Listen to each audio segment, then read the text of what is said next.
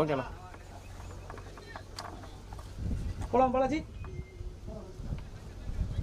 Sir. Ready sir?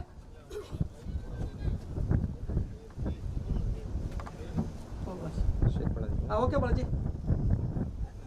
जनगण मन अधिनायक जय हे भारत भाग्य विधाता पंजाब सिंध गुजरात मराठा द्राविड उत्कल गंगा विंध्य हिमाचल यमुना गंगा उच्चल जलधि तरंगा तव शुभ नामे जागे तव शुभ आशीष मागे गाहे तव जय गाथा जनगण मंगलदायक जय हे भारत भाग्य विधाता जय हे जय हे जय हे जय जय जय जय हे.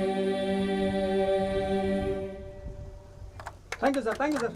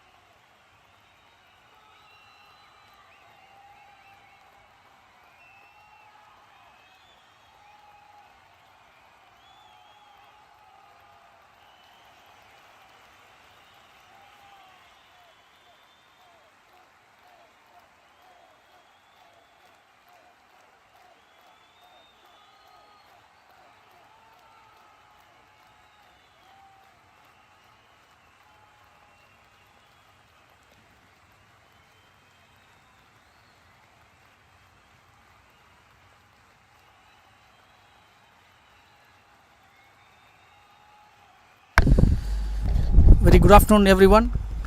This is Pride 6 season 6 semi-final. Vintage 11 won the toss and choose to bat first. Chandrasekhar and Bala is the opening batsman. Keshav is going to bowl his first over.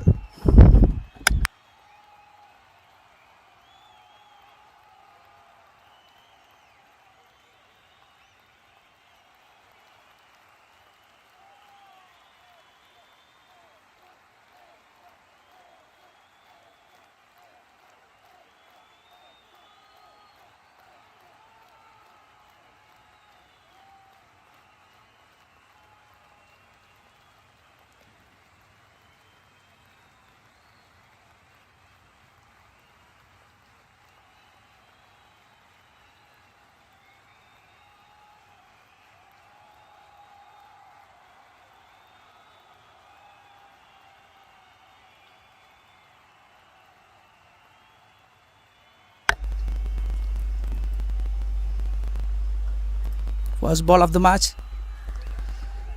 It's a very good length ball.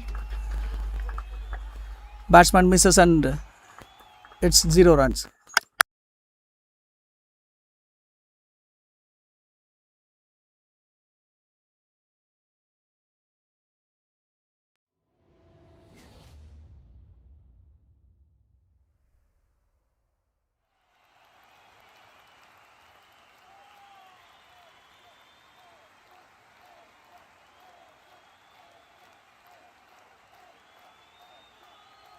It's a beautiful shot and into the covers. First boundary of the match. Chandrasekhar.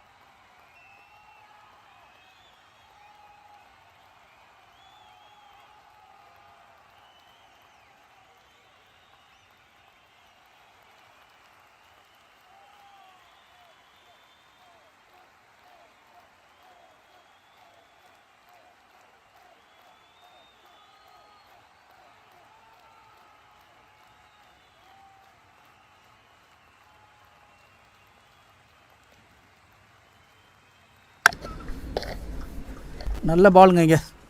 So dot ball தான். So நிறைய காற்று இருக்குது. So அதனால் fails எதுவும் நிற்கலை. So umpires fails remove பண்ணிட்டாங்க. சந்திரசேகர் 3 பால் face பண்ணியிருக்காரு, 4 run. நல்ல start from Keshav. So boundaries இல்லை, ஒரே ஒரு பவுண்ட்ரி தான். So power play 6 overs with the wind தான் விளையாடி ஆகணும், வேறு சாய்ஸ் கிடையாது.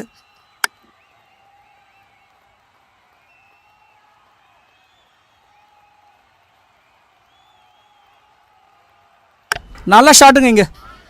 சரியான ஷாட் கவர்ஸில், பாயிண்டில், பவுண்ட்ரி, அனதர் பவுண்ட்ரி. இப்போ தான் சொல்லிட்டு இருந்தோம் பவுண்ட்ரி இல்லை அப்படின்னு சொல்லிட்டு. ஸோ சந்திரசேகர் ஒரு குட் ஸ்டார்ட் கொடுத்துருக்காரு இங்கே விண்டேஜ் 11க்கு. ஸோ 4 பாலில் 2 பவுண்ட்ரி அடிச்சிருக்காரு. நல்ல ஸ்டார்ட் ஆக்சுவலாக.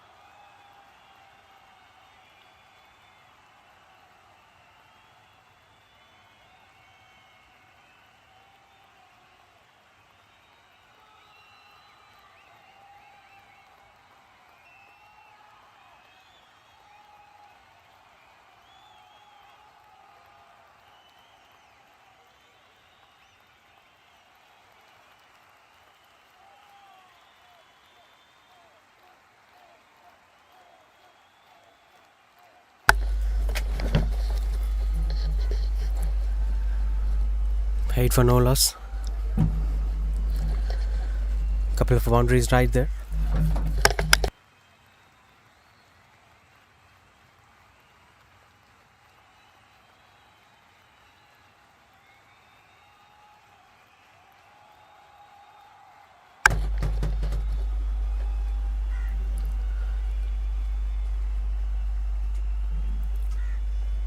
Slips in position with the deeper point and sweeper cover in place.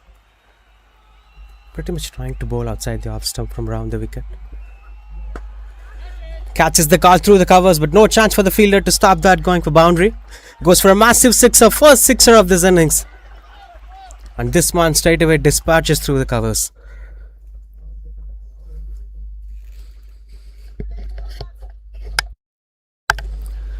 More or less an invitation, but there was a fielder over there. That's what the expectation right there, but this was well connected shot through the covers.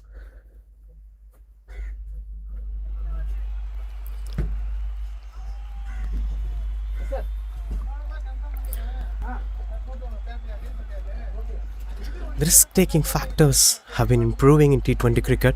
That's what we're witnessing. One more. But there is a man in deep. Will be a single. He'll be taking the strike back for the next over as well. 15 for no loss after one.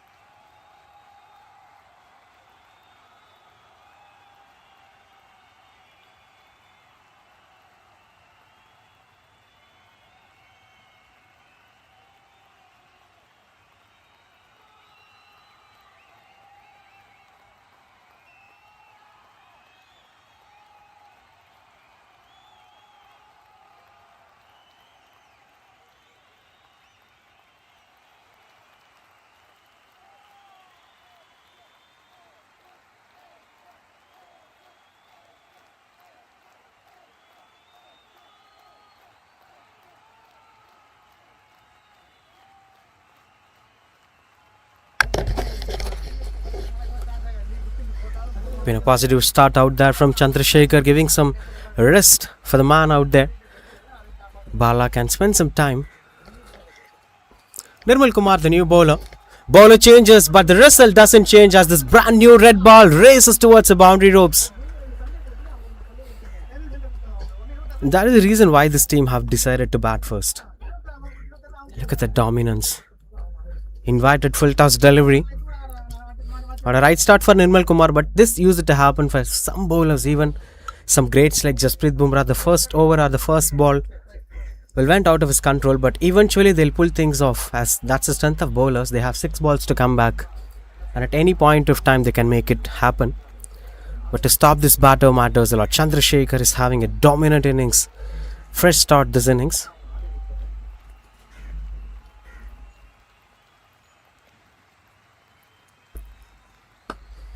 Big shot, catches the call. And no chance for the fielder to stop it. That's second sixer out there. Another one got in control. This might have been a risky choice of bringing on the spinner straight away. Flighted delivery, not much mistakes from the bowler, but this man had all the potential to dispatch us out of the boundary ropes.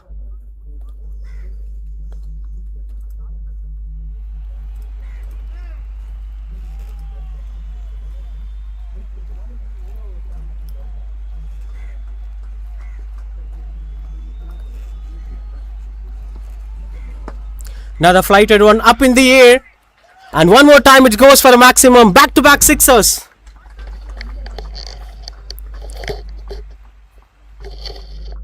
And this is turning out to be a typical T20 brand of cricket. That's what exactly Vaibhav Suryavanshi does. Chris Gayle did before a couple of seasons in cricket. But when you look at the numbers of Chandrasekhar, have played just 2 innings with a strike rate of 121. This is not the brand of cricket that he played in this tournament. Was not much impactful player of this tournament, surprisingly. So this is out of syllabus question here for the bowling unit. They would have not prepared for this batter straight away. They would have not prepared for this opening combination straight away. But that's what exactly happens out here.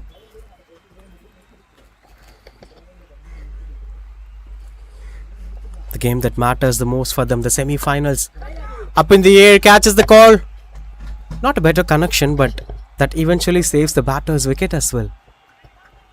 And finally, for the first time, we're going to watch this man in action. Bala have been phenomenal throughout the tournament. Looking at the way how Vintage 11s have started off their campaign in this tournament, beating out Willow Warriors and Chennai Indians by batting second, and then while batting first, they lost the game against Fantastic 11. Then came their dominance against Madras Rhinos, scored 199, 98 and defended successfully. So most of the time, in fact, whenever they batted second, they won the game. Up in the air, Bala this time, and the result turns out to be the same. Goes for boundary. No man standing in the deep at square leg region.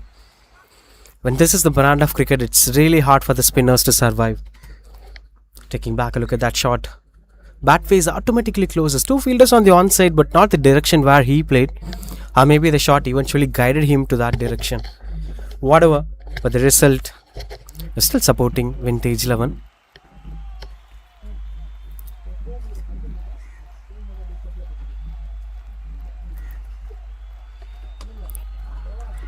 Catches the call, but nobody is there to catch that.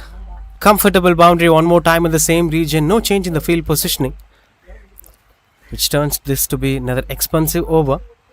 40 for no loss.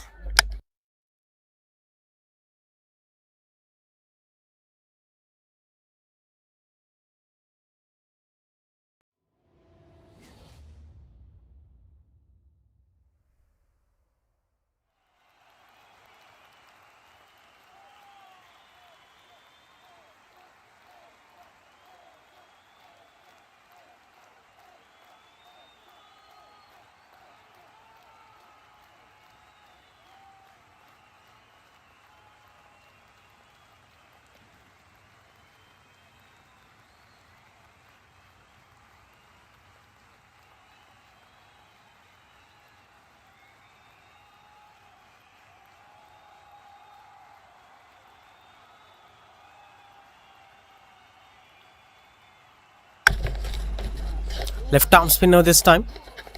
A different approach from the captain, but I'll always appreciate such efforts. When you play in red ball cricket, a hard, fresh, new red ball, it's better than white ball for spinners and bowlers. Somewhere you can get the deviation, somewhere you can get that outside edge out there, having slips in position, keeping that in mind. Bowling diagonal around the wicket, Prakash. Much better one, not a better connection, but the placement was perfect as it goes for boundary. These two are unstoppable today.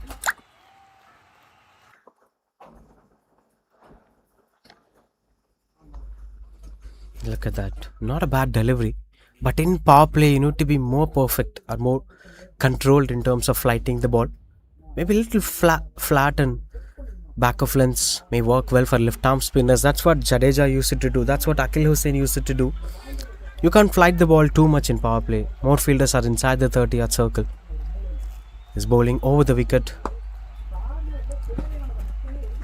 and that's another boundary. Little mistakes from the fielder as well. Goes for boundary. Back-to-back boundaries to welcome Prakash. I'll still say it's the same mistake. You invite the batter clearly to the front foot, and all they need is to come on to the front foot and play it over the fielders inside the circle. A little bit of front or back confusions might work, making them to push with a choice on whether to come forward or to go behind. That's where things might get into control.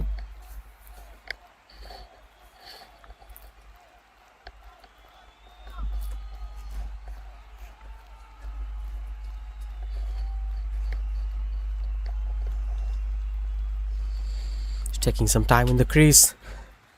Well, looking at this opening combination, you might be having a different kind of idea that this may go around 200, 250. That's a range you might be thinking. But when you look at the way how Vintage 11 played in this tournament, they have never scored a 200. The highest team total for them is 198. That's how the numbers worked well. The first game went into 130s in the second game, 150 in the third game, 198 in the fourth game, with this the highest so far from them. So today is completely different day. The big match is pushing them to play far better than their previous versions. Adding one more to that, one more boundary. And Chandrasekhar is already into his 40s. That's 50 up here for the team in just 15 balls. Quick fire batting display here from Vintage 11s. Trying to outplay the opposition right in the power play.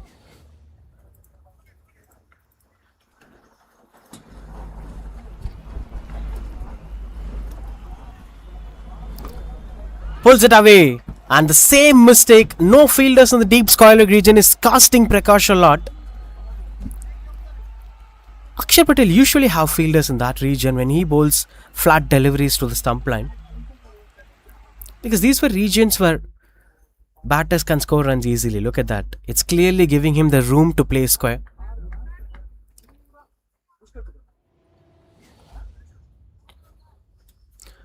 And finally changing up the field positioning. Deep mid-wicket in position, long on in position, and mid-off inside the circle. Now what's the length you're going to choose? That's the question.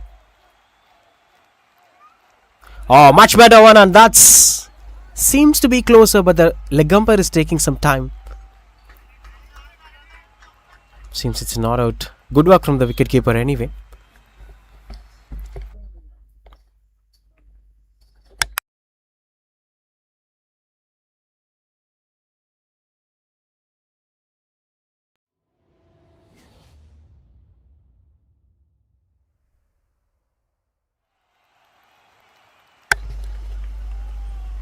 .57 for no loss.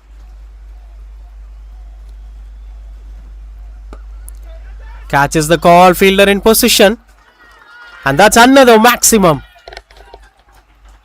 as he is moving to his 50 of just 16 deliveries. A massive innings from Chandrasekhar. This was that shot that made him to reach 50. Typical T20 slogs to the long on region. Tremendous stroke making that. 63 for no loss.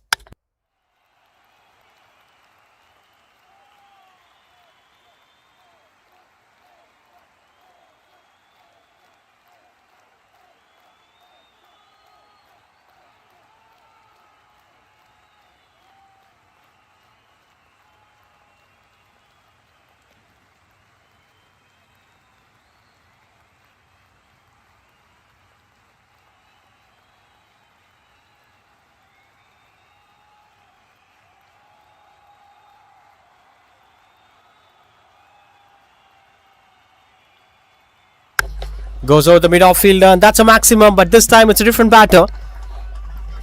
Bala gets charged. Now it's his turn to accomplish things. If this goes, we can see centuries from both the batters. One man is halfway through and the other man is now elevating things up. This is one among them. Nirmal back into the attack, but the results were not changing yet.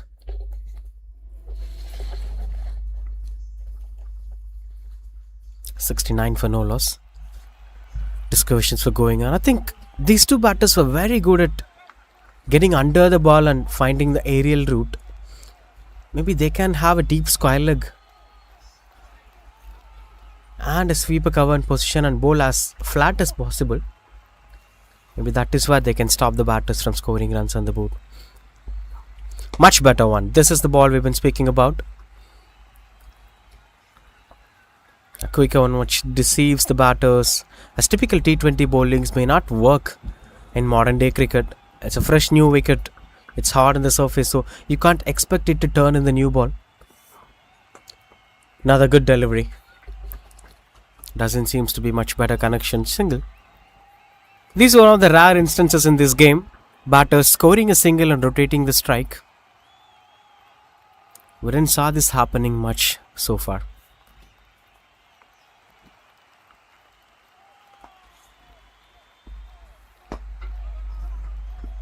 Much better one. Nirmal Kumar understood the formula.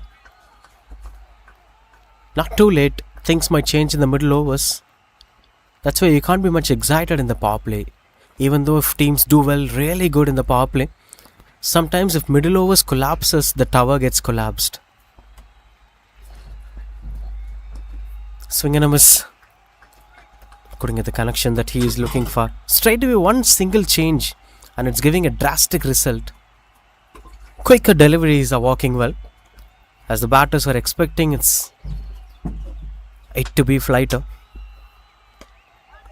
Catches the call, fielder running through, and he is well under the ball. Oh, this is poor piece of cricket. Should be taken at this level of cricket. The Nirmal Kumar clearly anticipated the batters and created an opportunity. Good over this is comparing to the previous ones. 4 gets completed, 72 for no loss.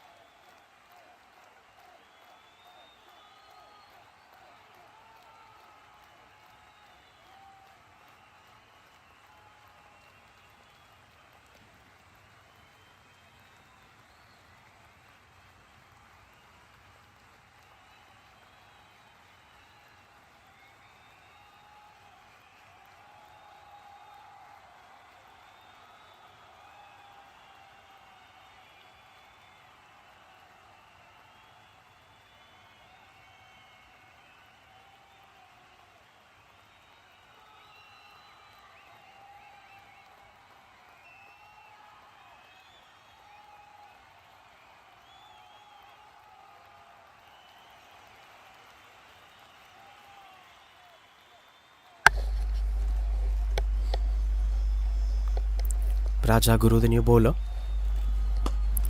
finds the aerial route. Pacer comes in, but the length doesn't change. You're still bowling fuller and deliveries. That's a maximum.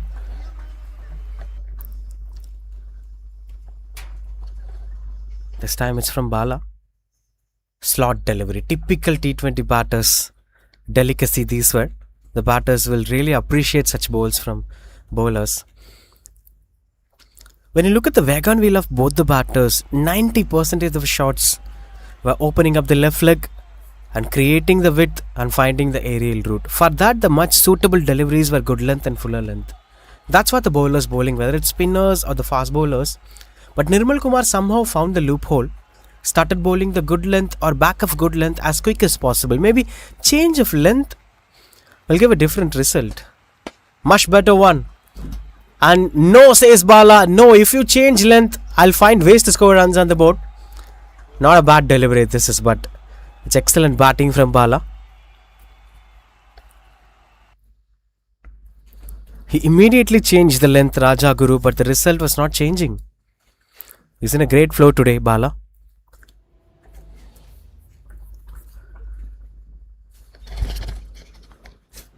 It's been a very long tournament. 24 teams participated in this, splitting up to 6 teams each in a group.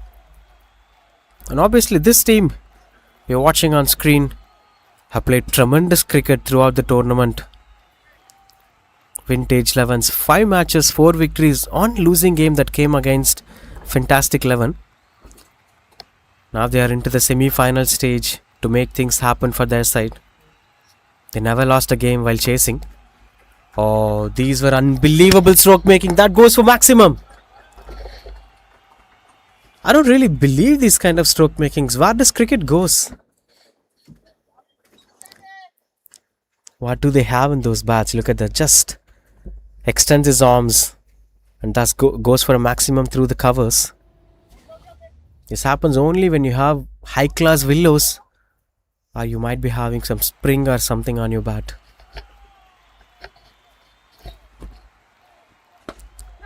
Catches the call, chance, and that's taken. Finally, a breakthrough is here. Change of pace here from Raja Guru.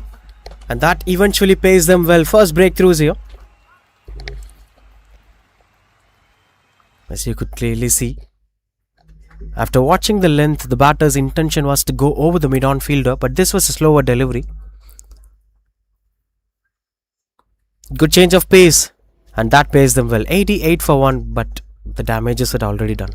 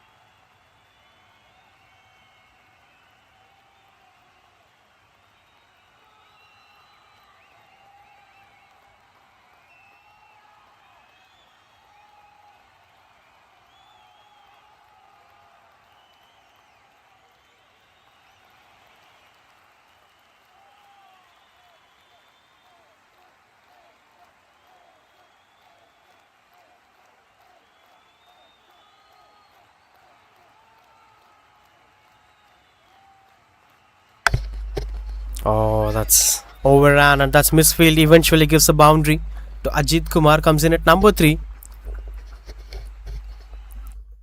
and joins the league of scoring boundaries. Safe and secured stroke making, and should be stopped. Was a little overexcited and overran as well.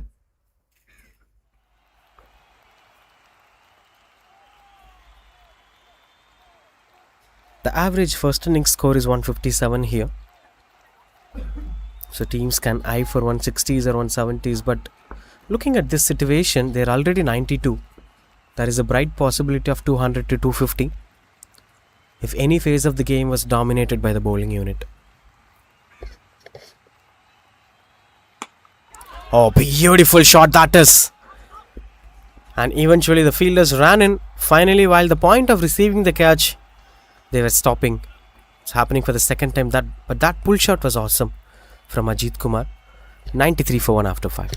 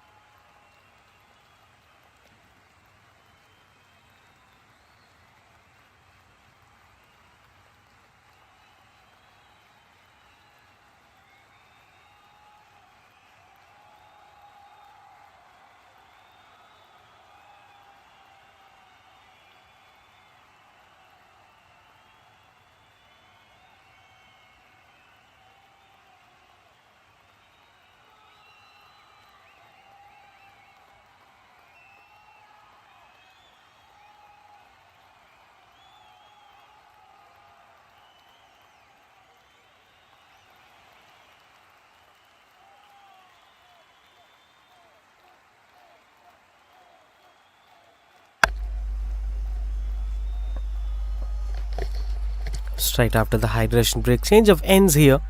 Prakash back into the attack.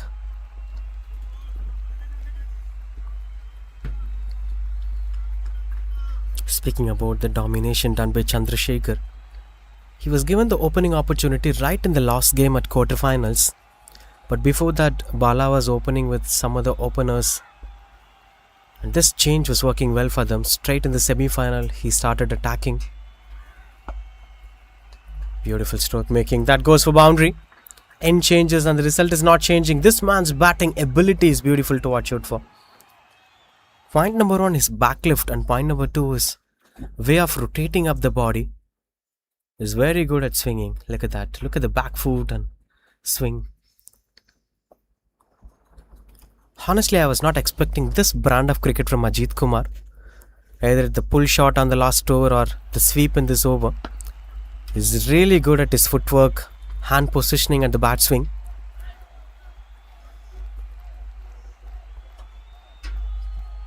Making me to remind of Yuvraj Singh in so many ways. The right-handed version of Yuvraj Singh. And now this man, Chandrasekhar, after watching some moments from the non-strikers and finally got a chance to bat 55 of 17 balls.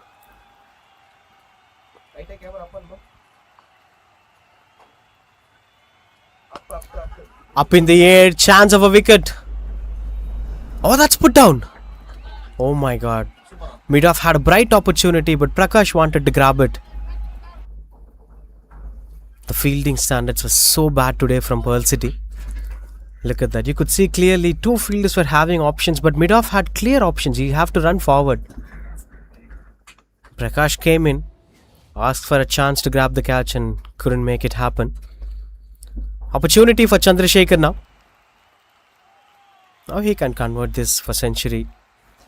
The entire dugout of Vintage 11 were expecting some century from Chandrasekhar.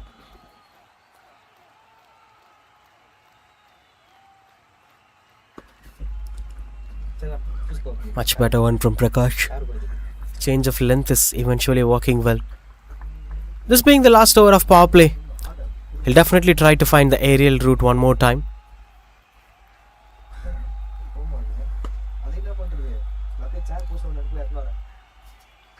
Good one from Prakash. Change of lengths were really good. The back of length again and again. Letting him to slice the ball instead of finding the aerial route. That's really working well for them.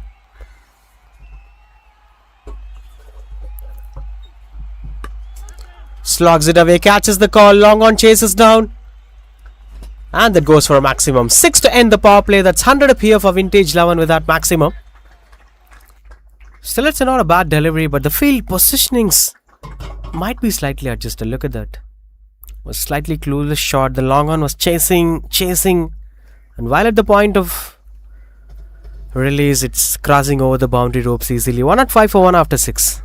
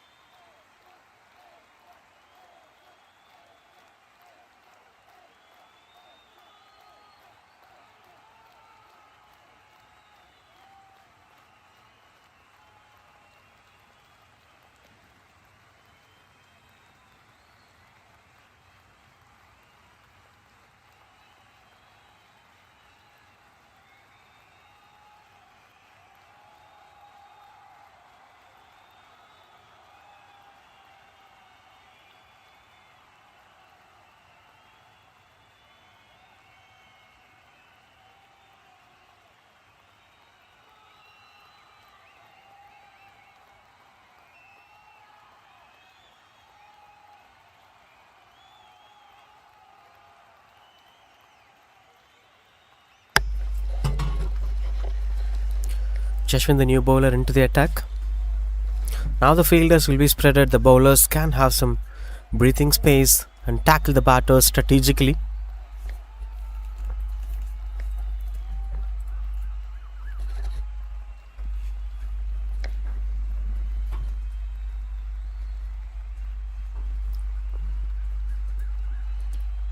Discussions are going on in the middle.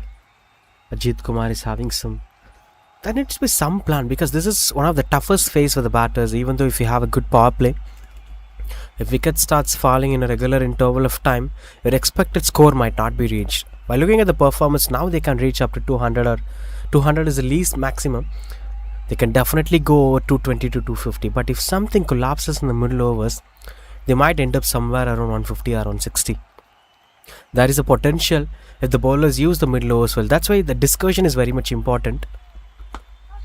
Catches the call. That's up in the air. And that is taken. Straight away gets a wicket. Jashwin, the leggy came in and finally gets a breakthrough. Wicket number 2 it is.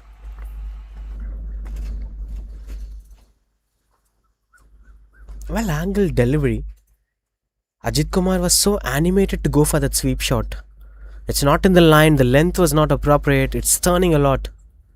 Good thing is it's getting some turn for the spinners. 105 for 2 it is. Ajit Kumar walks back to pavilion.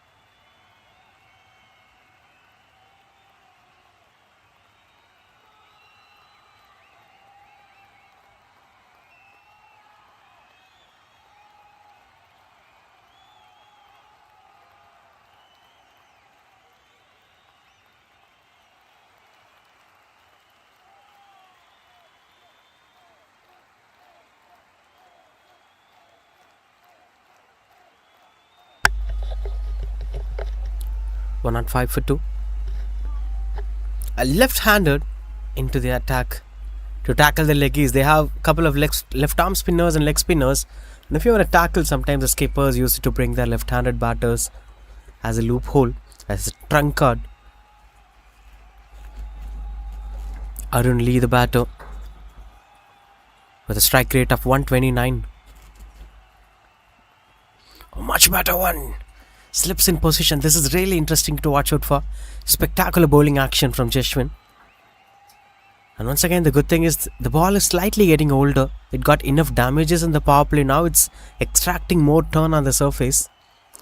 Or maybe this man is bringing up a lot of revolutions to the ball, making the batters to stand in the dance in the middle. And we've been speaking about this middle overs and how impactful these middle overs were. There were so many instances where the power play used to be so good for the batting unit, and once they finish the 15th over, they'll be a completely different side. Losing more wickets, losing the run rate. There are so many aspects. So to tackle this middle overs will also be challenging. You need to plan the innings. You can't just watch the ball and go for big shots. Or you can't just be so defensive. Point number 1, you should never lose much wickets in the middle overs. Point number 2, you should have an anchored position in the middle overs. Where you are the driver of the game, you should be the driver of the game. Else the bowling unit will start taking the control. Catches the call. And that's easy pickings for the batter. Chandrasekhar is still continuing his impactful stroke makings. But this time it's so soft. Look at that. Just watch the ball. Came into position. Didn't even completed that shot, and it eventually goes for maximum. The cricketing standards were so good.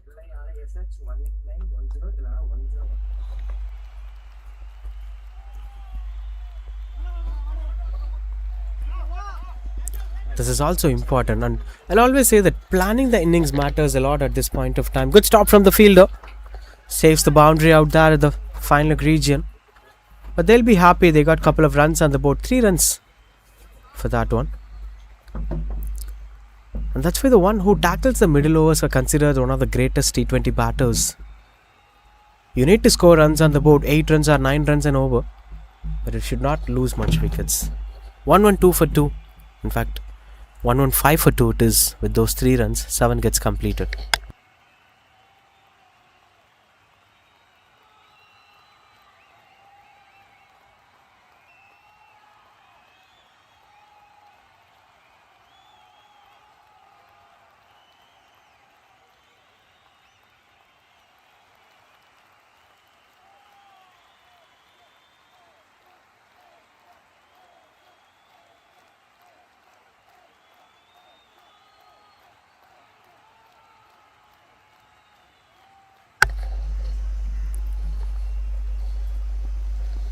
continues up to bowl Prakash. His third over today. Swinging and miss, couldn't get the connection that he's looking for. Speaking about the middle overs, there are so many practical decisions as well. This also matters with the team combination. Imagine if it's happening to teams like CSK.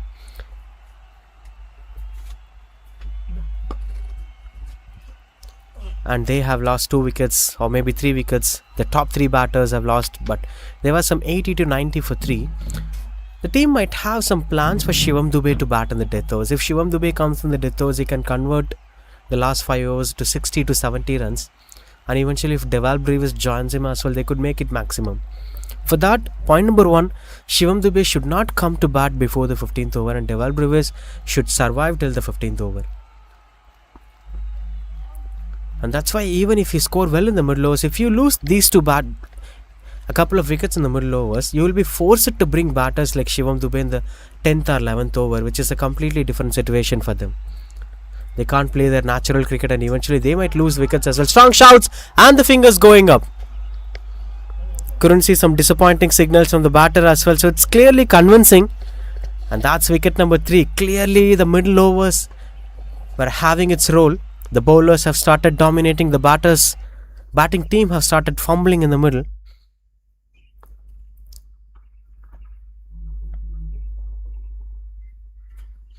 Beautiful bowling action. Good work from the wicket keeper. That's 1 on 6 for 3.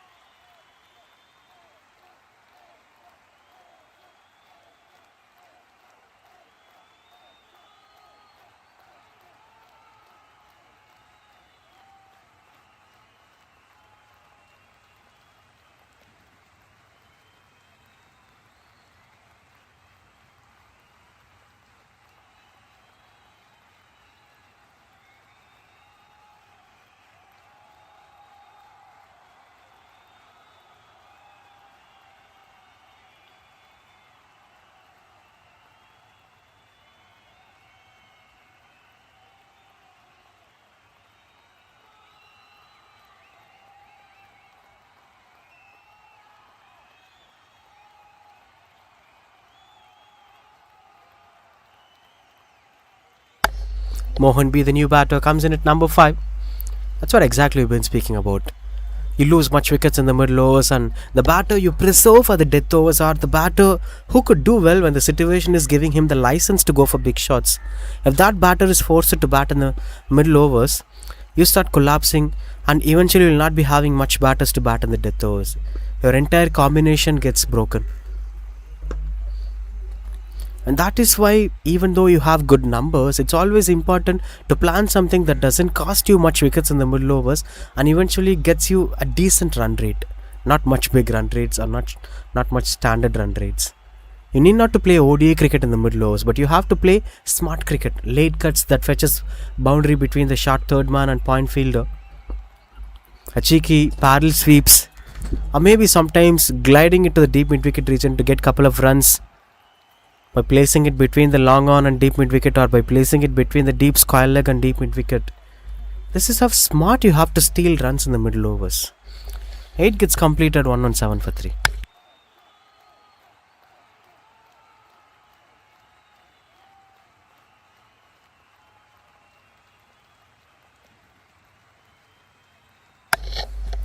Gets off the mark straight away with that single. Mohan now will be facing the leggy. Jashwin continues up to bowl, slips in position for the new batter. Much better one. This is when he can take some dominance. Jashwin, a new batter, tightly packed point region and a slips in position. If he ever intend to throw his bat, there is a bright possibility of wicket falling down.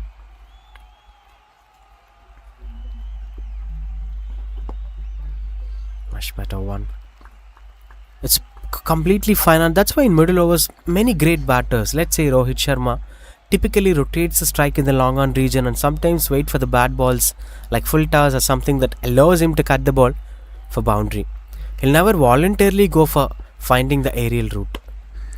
But this man does, Mohan, and eventually A poor connection for him, which saves his wicket as well. If it is completely okay, it's not a rule that you should not find aerial route. If you're finding aerial route, the result is perfect, that's fine. Now the direction is falling into the bowling team's hand. Last couple of overs have fetched a couple of wickets as well. They're feeling the dominance. Now it's up to the hands of Chandrasekhar. If he converts it to long innings or he's reacting emotionally. Good one. Brilliant work from Jishwin. Look at the variation. The turn is so well. It's not much good for Prakash or some other spinners of the team. But this man is extracting more turn here.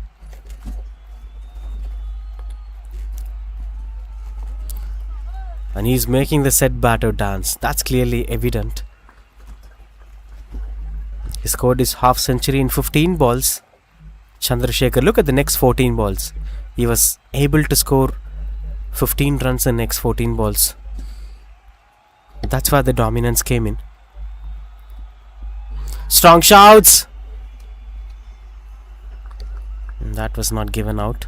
Just a single run coming off that over. 9 gets completed, 1 on 8 for 3.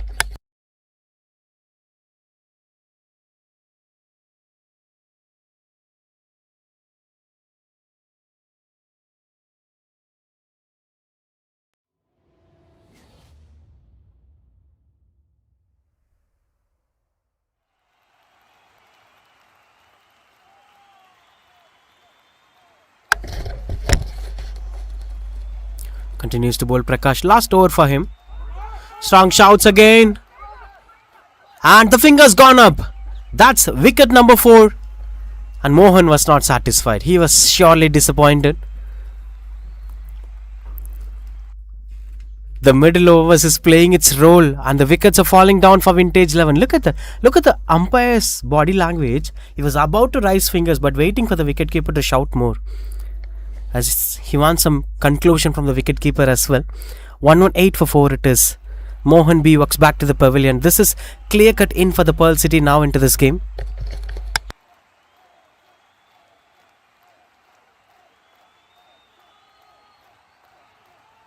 Finally Mohan is walking back to the pavilion.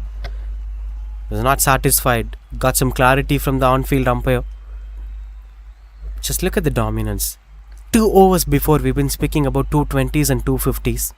Now can we assure the same number? That's why the magic of wickets for the bowling unit. The moment you start picking wickets, even though the run rate is high, the batting team will start feeling the pressure. I'll still say there is a possibilities of 220 to 250. All they need is one good partnership. Wicket number 5 should not fall before the 15th over. If that happens, they could still make it for big numbers.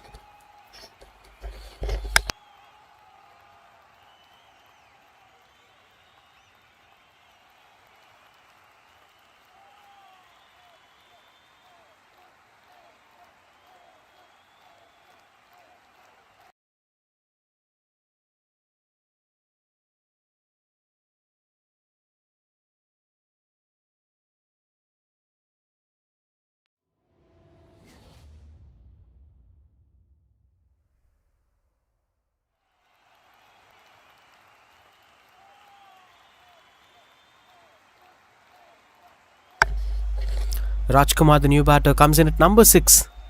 A different role for the batter. As a number 6 batter, you will plan for something around 14th or 15th over.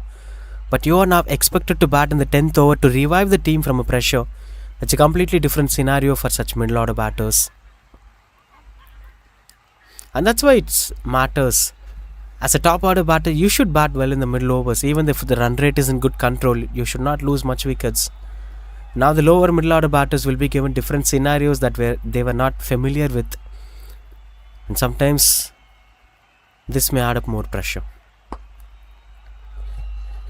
2 for 37 so far from Prakash. Good numbers. Initially he also got enough damages in the power play when Bala and Chandrasekhar was batting together. But now somehow this man manages to get things better. 38 for 2 it is. Last 3 balls for him. And man informed Chandrasekhar. But last couple of deliveries were not much successful. He was not scoring much runs over there. The other reason is wicket kept falling on the other end. You can't expect Chandrasekhar to have the same license when Bala was standing in the non-strikers end. He had some comfort he was pretty sure that there are a lot of batters waiting outside. Now wickets are falling down. He can't be same with his strengths. But he's a completely different batter. The first 15 deliveries were completely different for Chandrasekhar, and the next 15 deliveries he have started fumbling. His strike rate was around 100 now. The last 15 deliveries. Catches the call as it fell short of the fielder. A little bit of hurry-burry approach as well. I'll still say if next 5 overs were not fetching wickets, Vintage 11 can still come back harder. They are already in good position. The thing is, the expectations were around 220. If they were not able to do that, there is something wrong in the batting lineup. 120 for 4. Just take back a look at that shot selection. This shows he plays some nothing shot. This shows the kind of pressure that he's having. Halfway through the first innings, it's 120 for 4.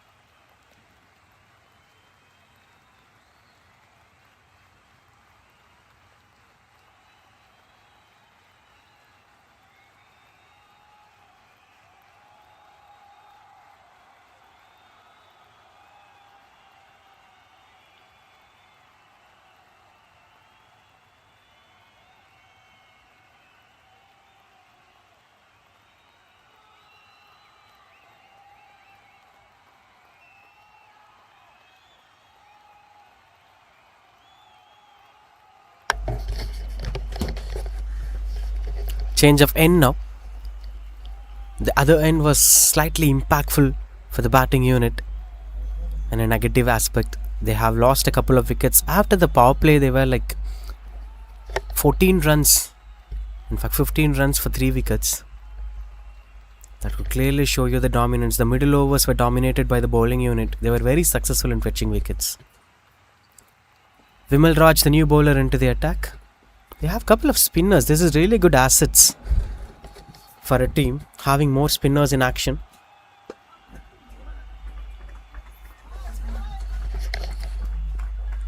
Having some good control over that. Giving it back to the set batter. But Chandrasekhar should have some calm and composed mindset. There is still half of the innings is there. He should not react emotionally, take decisions emotionally. The team needs him till the 20th over.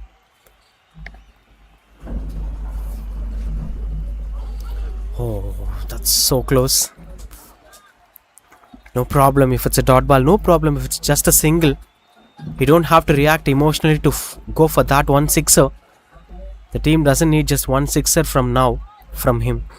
The team needs a calculated innings from a batter, a set batter. That's what missing down. Much better, one run out opportunity, and that is taken. Tremendous work here from Vimal Raj, and that is a turning point in this game. Chandrasekhar, the set batter, is gone. What an agility. What a sportsmanship. This is the kind of fitness you need. Look at that. Look at the way how he ran quickly. The presence of mind from Vimal Raj and the throw. He earned that wicket, to be very honest. 121 for 5. And that is a chaotic innings from this man. First half was massive, second half was confused. And finally walking back with a poor decision. 121 for 5 it is. Good innings anyway from Chandrasekhar. This was that one more time. The save was impossible and then the throw was impossible. You have to rotate your body to throw the ball. 121 for 5.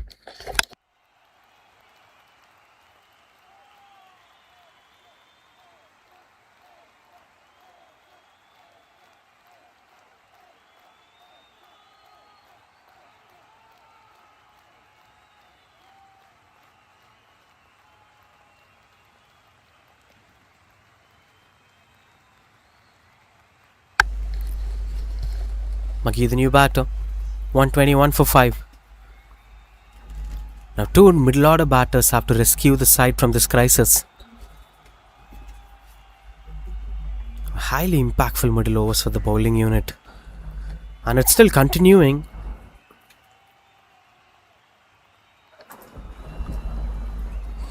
Swing and a miss. Even if Vintage 11 were able to score some 170 or 180 right from here, that will be a good success.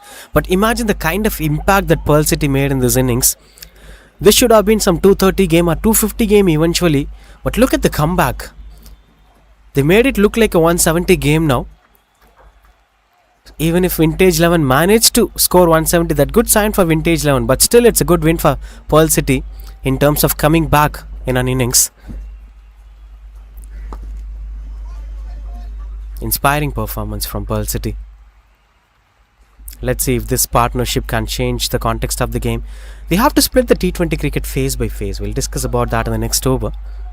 11 gets completed, 122 for 5.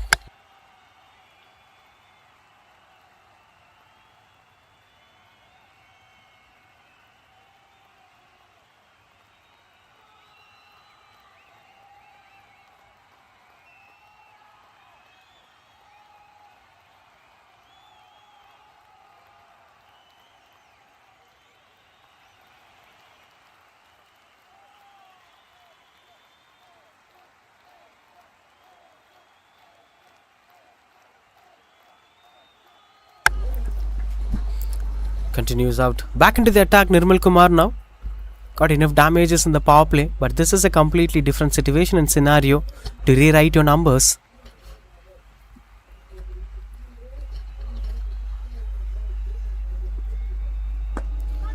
Catches the call. Is this a shot required at this point of time? But eventually goes for boundary. That's poor stroke making from Rajkumar, but finds the result. You could clearly see that there was opportunity at some point of time. The long on was chasing, but somehow it managed to reach the boundary ropes.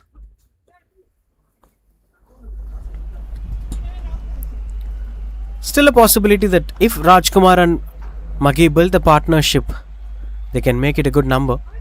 Strong shouts and the fingers gone up. One more wicket. The moment we speak about the partnership, Rajkumar lost his way in the middle. And he was not satisfied, Rajkumar, but the fingers have gone up straight away. This was the wicket we've been speaking about. Nirmal Kumar bowled another quicker one. He found the formula, in fact, right in the power play. And that's when the team started coming back. Now he himself got a wicket on his name. 127 for 6 it is. Rajkumar is taking some risky stroke makings when the team was in pressure. Not the right choice to play in the middle overs. Walks back to the pavilion disappointed.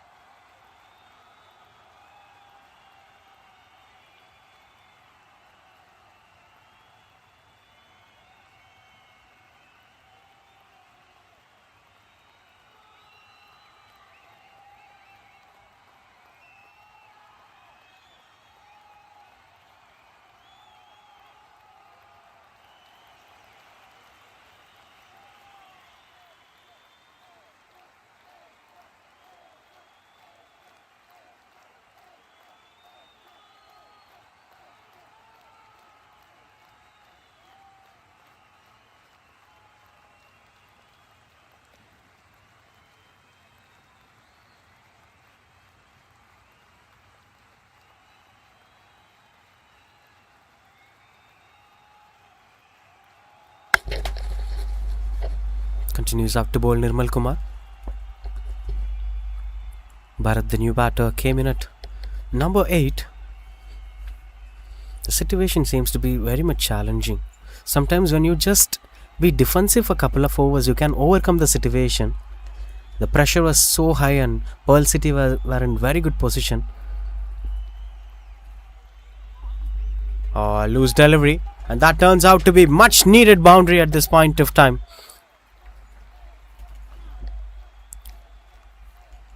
Which brings the team to come back stronger. The only thing that saves Vintage 11 right from now is the power play score. They scored 100 in the power play. They scored so much in the power play, so even if things go out of their control, they lost 5 wickets in the last 5 overs. Still they look good. 131 looks out to be a good score. That's just because of one thing, that they scored well in the power play, which is helping them a lot. But overall perspective, as a batting unit, they couldn't carry forward what they have scored in the power play. That's where things go out of their control, and that's where Pearl City did really well in the middle overs, especially with the way how they operated with spinners. Spinner after spinner, leg spinners, left arm spinners, off spinners, which blocked the batters from finding a float to score runs on the board. Got off the mark straight away with that single Bharat. There is a bit of turn in the ball. After the power play, the ball was turning well. We've seen that with Jashwin as well. Now we're watching that with Nirmal as well. 134 for 6 after 12.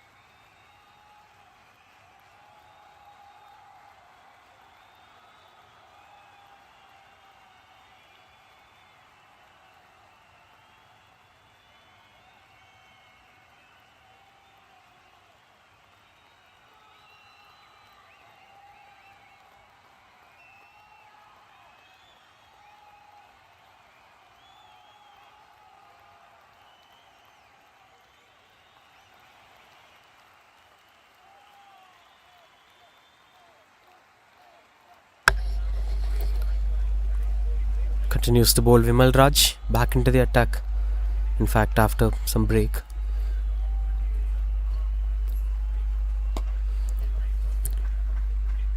Through the covers for single, playing some positive cricket out there. Bharat and Maggie, which is very much important. All they need is a good partnership.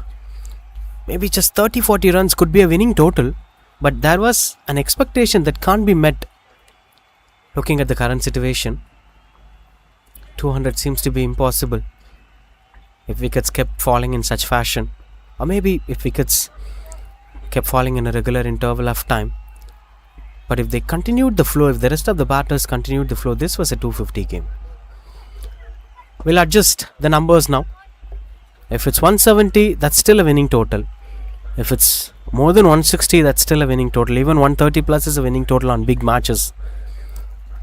We've seen so many good T20 finals in the history where such low targets were being defended.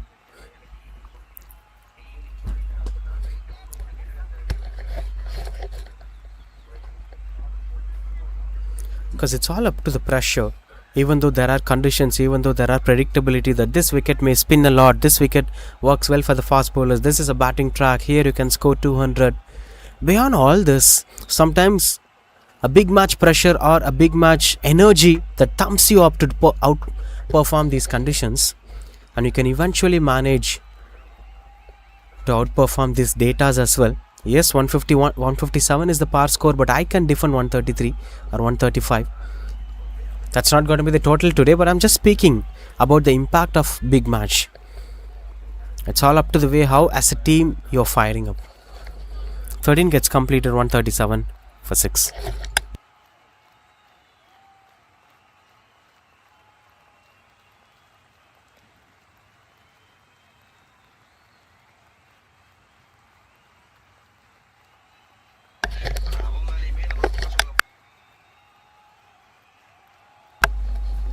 Seems it was given a no ball. Now things got in good control over there. Bass, the new bowler. That's a legal one. Clearly communicated.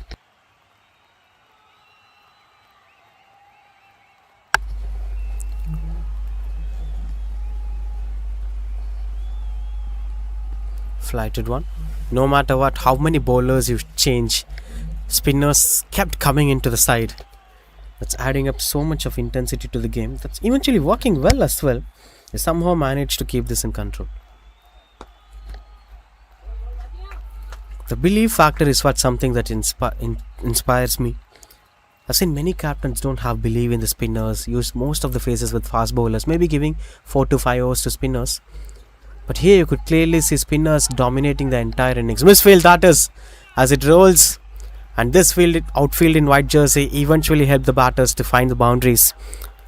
All it requires is a good timing. This time it's a leading edge, it seems. Doesn't deserve to be a boundary, but somewhere it was needed for them. Moving to 140s now with that boundary vintage 11s.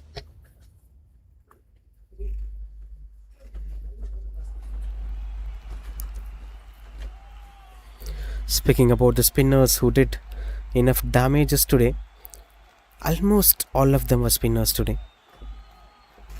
Keshav conceded 15 runs in the first over, and then came in Prakash, who completed his spell 4 overs 39 for 2 as a left arm spinner.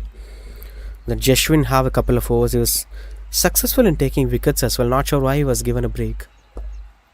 Now Bass is bowling and Vimal Raj is a spinner.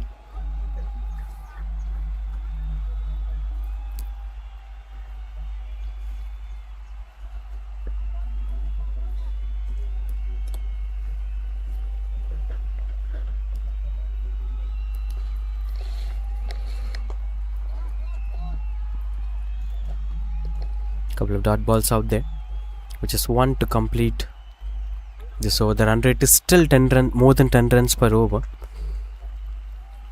which is very much important for them at this point of time. And the finger's gone up. Soft dismissals this is. Not sure why Bharat wanted that single desperately. Anyway, it's not going to give him strike. That's the last ball of the over. This is so bad. They somehow managed to lose their wickets. This is that. It was going straight onto the fielder's hands and Bharat was asking for that single. And good work done by the wicketkeeper and the fielder as well. 141 for 7 it is.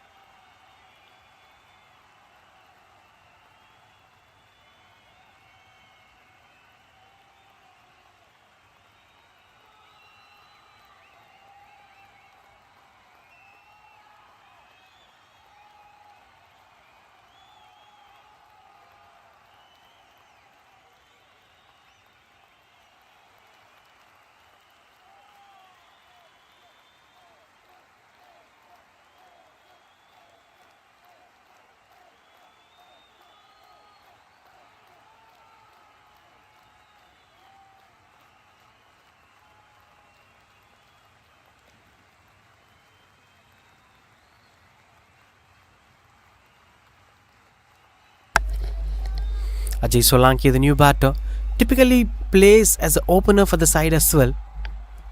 Today Chandrasekhar opened the innings, so Ajay Solanki comes late. So they have batting ability.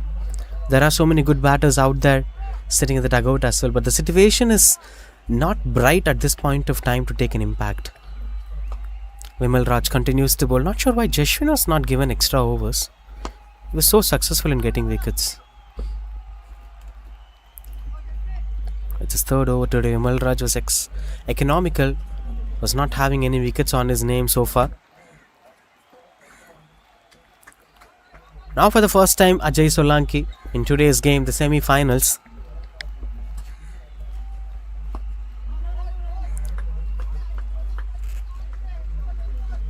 Starting things off with a dot ball.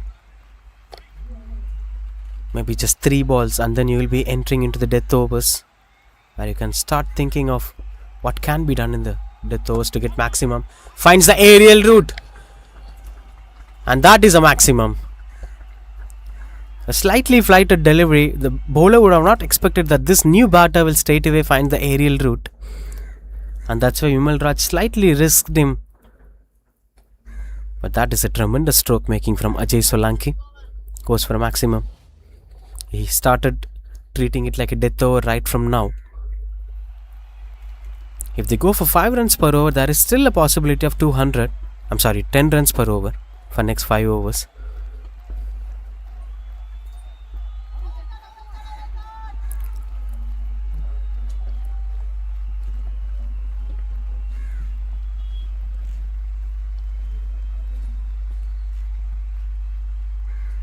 Very comfortable onto the front foot.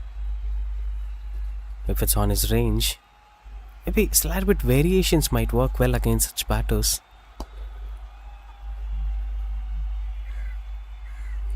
Single to end the over. That's 149 for 7.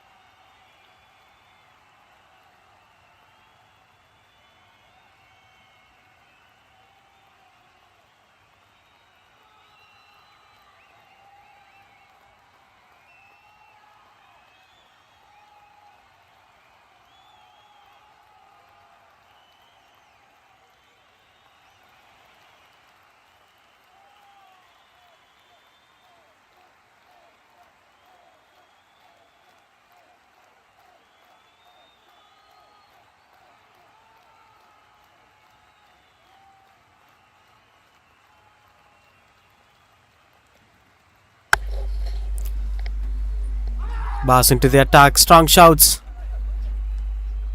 Was not given out. Continues up to bowl Ajay Solanki. I think they can give over to Jashwin, who's really good. He was the one who started bringing out that culture of picking wicket in the middle overs. Flicks it away, catches the call, and that goes for maximum. 6 and number 2 to Ajay Solanki. And to be very honest, these were soft pickings for this batter. Look at that. It's onto the paths and he just flicks it away. For a moment, it was never looked like a sixer. For the way how he completed the shot, but it eventually went on to be a maximum. That's 150 up here, vintage 11 with that sixer. 155 for 7. There is still hopes. Now you need not to focus on the wicket column. All you have is just 5 overs.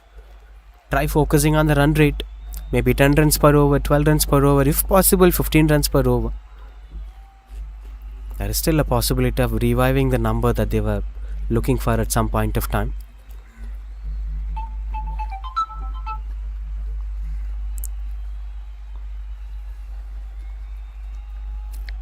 He's also waiting for the balls to be delivered onto his range.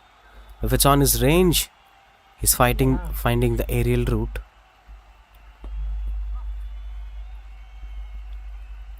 If it's not in the range, he's taking some time, waiting for the right time to attack the bowler.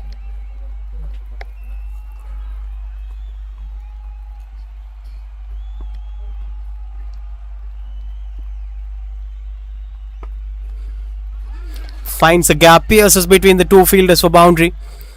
Ajay Solanki is taking the team for a good ride of making it a big number.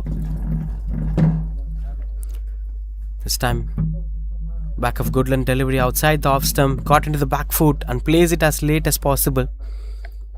Tremendous stroke making. It's 10 run already in this over.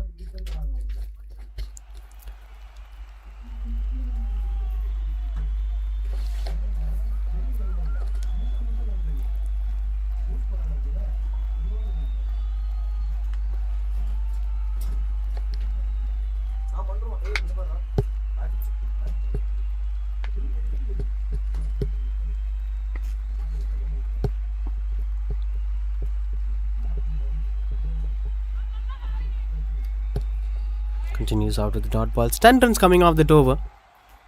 That's 159 for 7.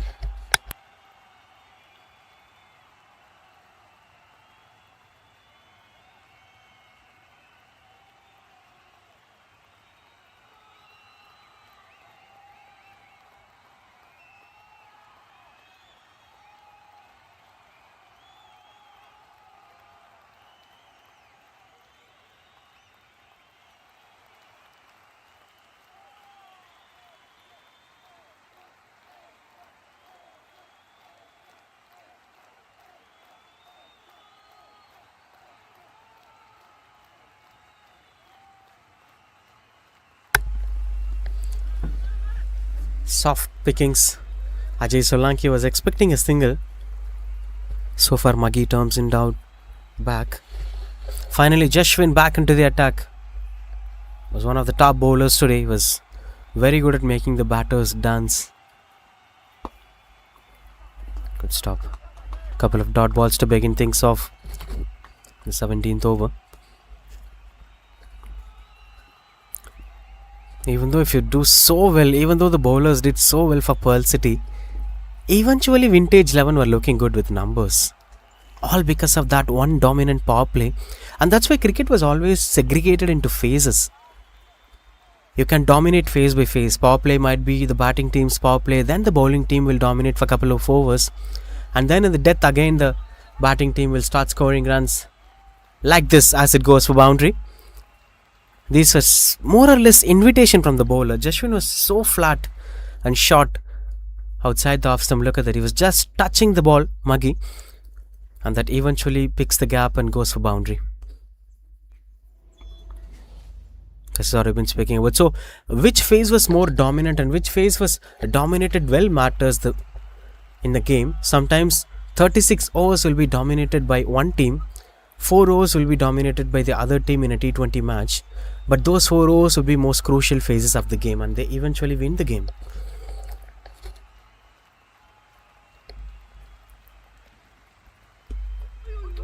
Oh, wonderful variation. He was turning all 5 balls previously. The last ball was so straight. You could clearly see the deviations over there. Maggie was also expecting that to turn. And it's going straight. Tremendous work from Jashwin. Just 4 runs coming off that over. 163 for 7.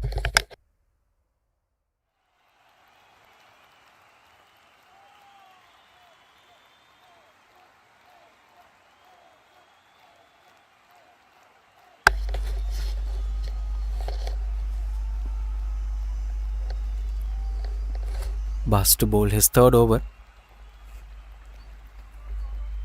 Was satisfied with a single, giving the strike back to Maggie.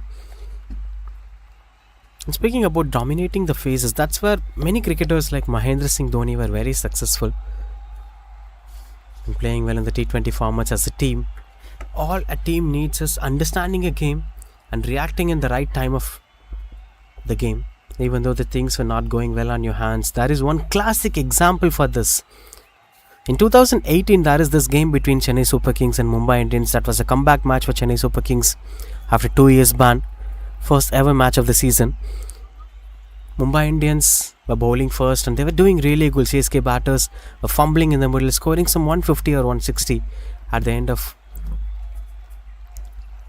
In fact, Mumbai Indians have batted first, scored 160 at the end of 20 overs. Finds the aerial route. And this time, Maggie have shifted up the gears. The bat swing was so heavy. It was very quick. In fraction of seconds, he finished down that shot. Just take back a look at that. He decided and then finishes. Typical Hardik Pandya stroke making. And speaking about that game, it was very, very clear-cut example of how phases could work out. Mumbai batted first and they did really well by batting first. In the power play, CSK bowlers have dominated for the first couple of overs by picking up Rohit Sharma's wicket. And then again, Mumbai have dominated. And then most of the phase in the first batting, Mumbai have dominated. Managed to score some decent runs at the end of 20 overs. Another one up in the air. And it eventually manages to find a distance. Back-to-back sixes, scoring well. He's adding up for previous over as well. Previous over was not getting much runs, so he's making it up in this over. This is much better delivery comparing to the previous one, but this man find himself comfortable in finding up the aerial route. 13 runs already.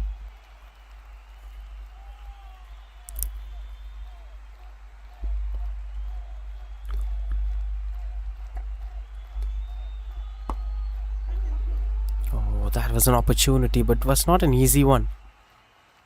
As it went on to be just a single, he'll be keeping the strike back for the next over. 18 gets completed, 177 for 7.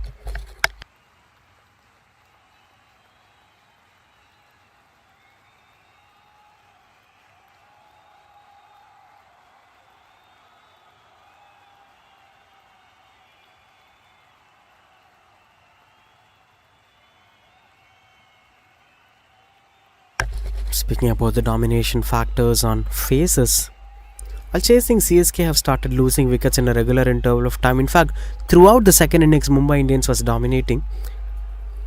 They were dominating the power play. They were hugely dominating the middle overs by picking wickets one after the other.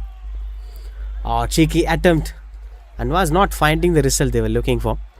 And finally, it was 4 overs, 64 needed. Only Bravo was there. And eventually, Bravo made things possible for CSK to win the game. So it's more or less 30 to 35 overs was dominated by Mumbai Indians, and most crucial overs were dominated by CSK. Catch was the call, and that is a good take from the fielder. A contrast performance. So far, Pearl City were dropping catches. They're not good at taking catches, but this man changes it. Gets a good one. That's a quick cameo from Maggie coming to an end with that. 27 of 27. In fact, with this, it's 28. Jashwin gets another one. 177 for 8.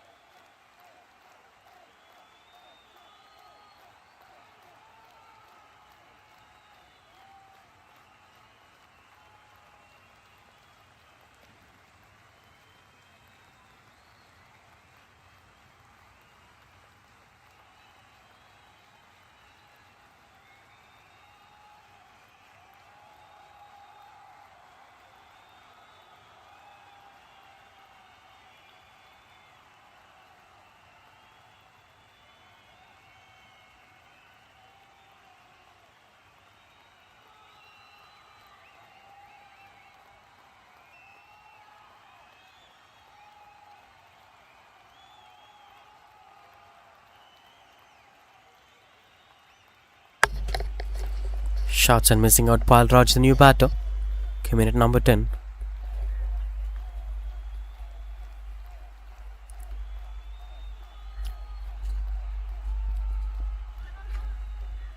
Cheeky singles out there. That brings Ajay Solanki back into the strike. Been a tremendous performance from Jashwin. Look at the numbers. Conceded 4 runs in 17th over. Now in 19th over, you have conceded just a single and a wicket on his name. One of the top performers of the side. Now it's up in the air. He himself under the ball, and that's taken. Soft hands coming into play. As Jashwin gets his 3rd wicket and Ajay Solanki's story coming to an end. A typical delivery from a leggy. Flighted one outside the off stump, and he wanted to find the aerial route. Look at him. Had all eyes on the ball and taken. 178 for 9.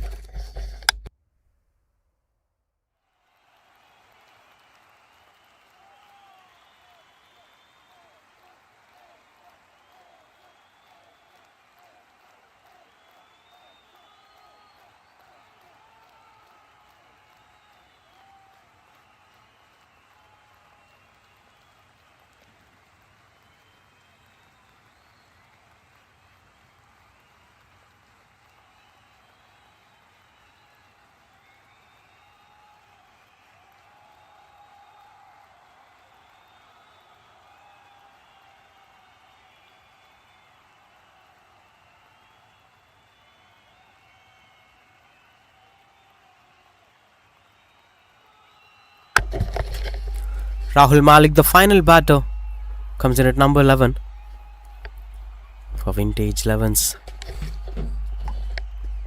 And this man is gonna bowl his last ball of today's spell. 3.5 overs, 13 for 3. Dot ball to end the over. That's 19 gets completed, 178 for 9.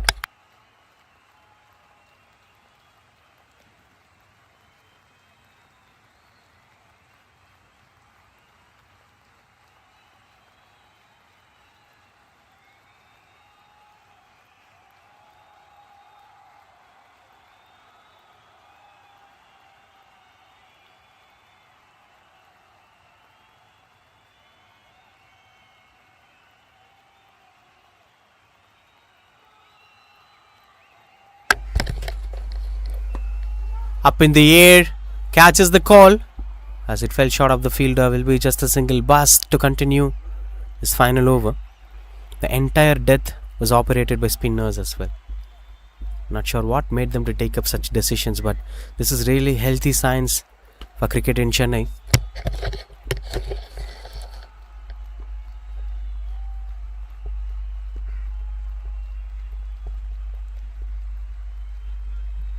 And such conditions were helping them to do well.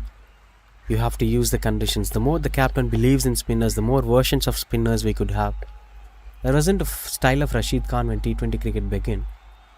Even not Sunil Narine. But the moment the captain starts believing on the spinners, and the spinners have started upskilling themselves for the format, and then we saw the mystery spinners coming into play. Long on chases down, and that's a boundary. A much needed boundary at this point of time from Rahul Malik. There is still a bright possibilities of 200. If they go for a couple of boundaries.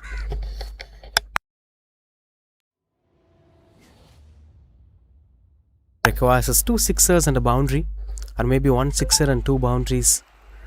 That may not be enough. 2 sixes, 1 boundary needed for 200.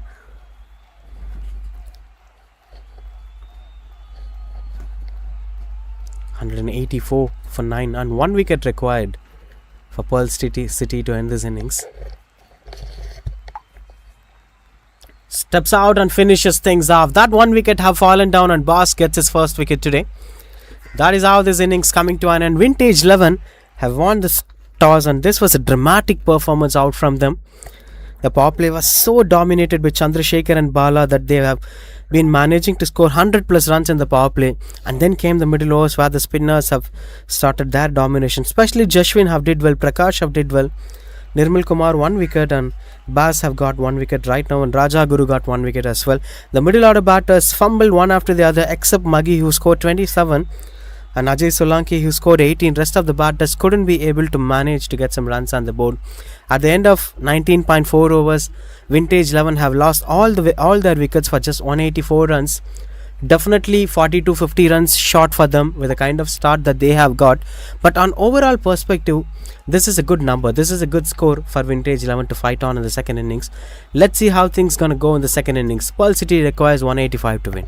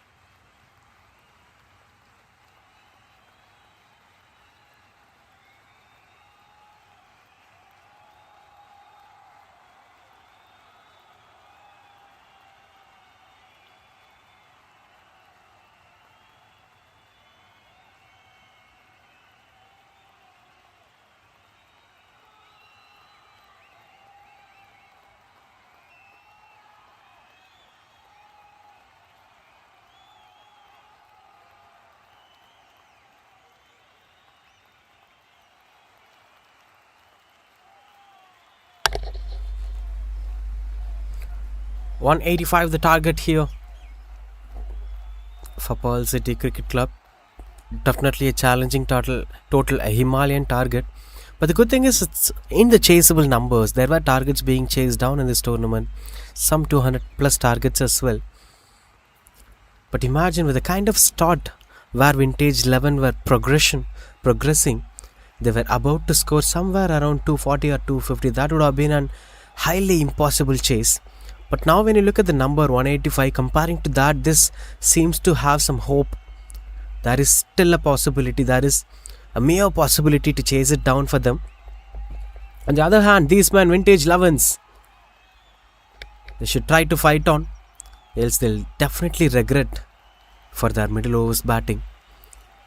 If things got into control, if they can be able to win this game, all those struggles and poor performances will fade in the air.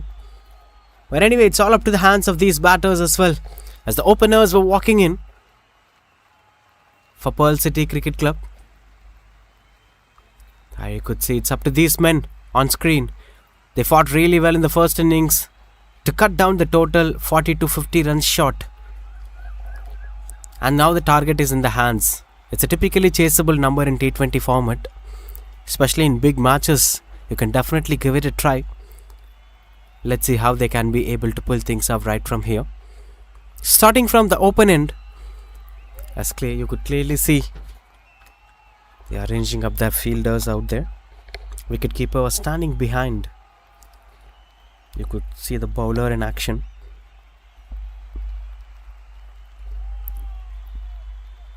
Setting things up over there, mid-on inside the circle. Mid-off inside the circle. Slips in position.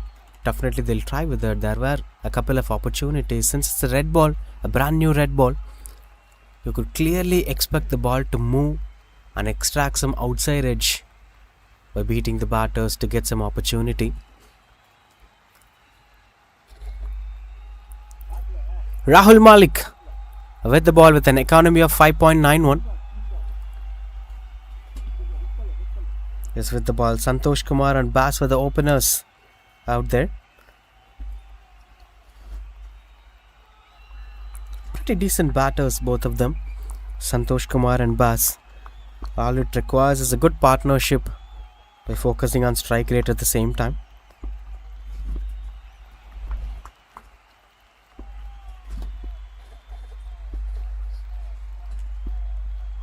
Starting things off with the wide. This is really quick from Rahul Malik. Seems to be an express pace bowler. Opens the account here straight away. And no ball signals the umpire.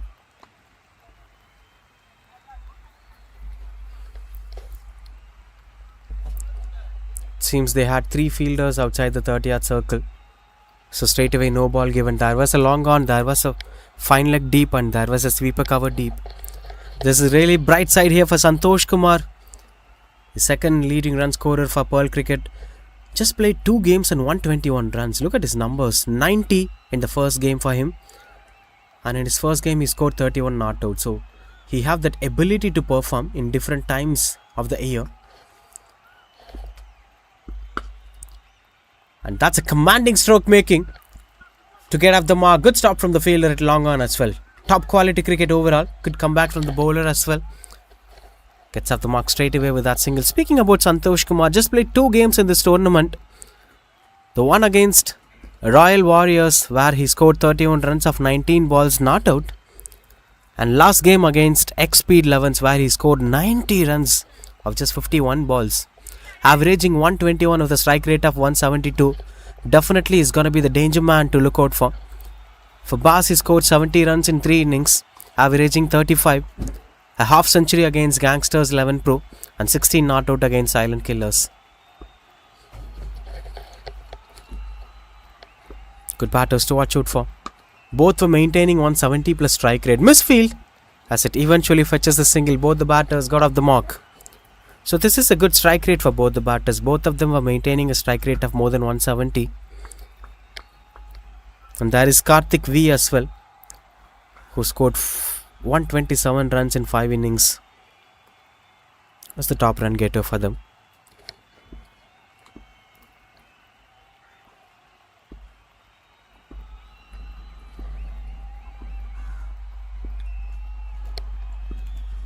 Oh, that gone behind the wicketkeeper. Leaking run straight away in the power play. As it goes for boundary. Lucky runs here. It was low bouncing delivery. It's slightly low kept. Still the wicketkeeper had huge time to grab it. Look at that. Was not bouncing as of expected, and he was also not well prepared for the low bounce.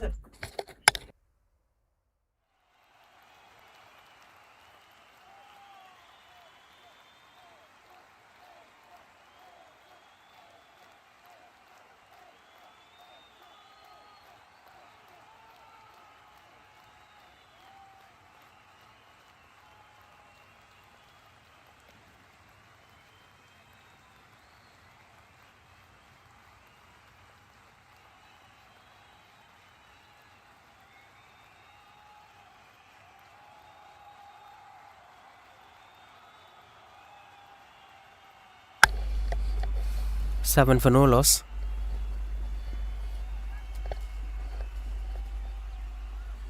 Two slips in position.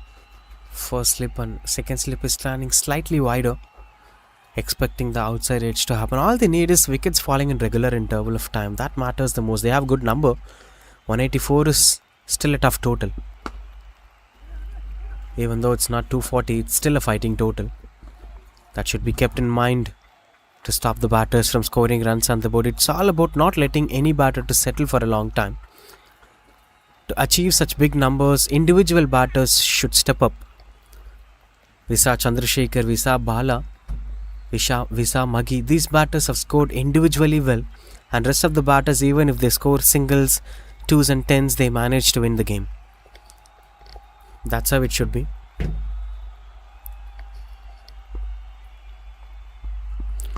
Change of pace, but the area was not right as it goes for boundary. Everything was perfect, only the line and length. It's more or less invitation for the batter. Look at that. A slower delivery, but completely misses down the line. Full toss delivery onto the pads, and nobody is standing in the deep square leg.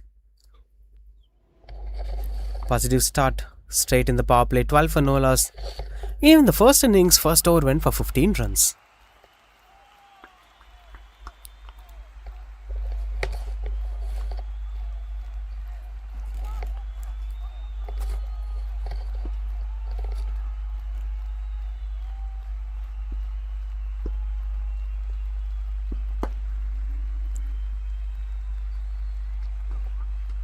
Dot ball to end the over. That's 12 for no loss.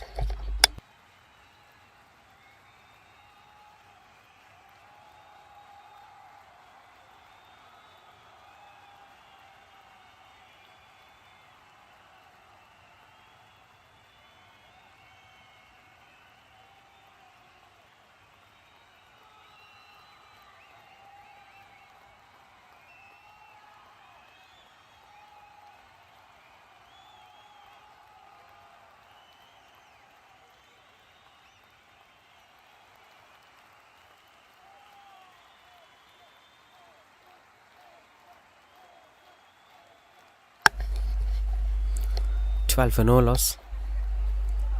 Ajay Solanki gets the ball now. Slips in position. One slip. Short third man. Backward point. And cover point in position. Deep mid wicket in long on and deep. Sound came in. Maybe it's sometimes the bat grip flips down and it eventually creates a sound. When a batter tries to go for the big shot, that's given wide anyway. It starts off with a wide delivery. Ajay Solanki, a tall bowler that eventually gives them advantage for him to extract extra bounce against the batter. Beautiful batting display, just bringing on the bat at the right point of time. So far, Bas is showing some aggression.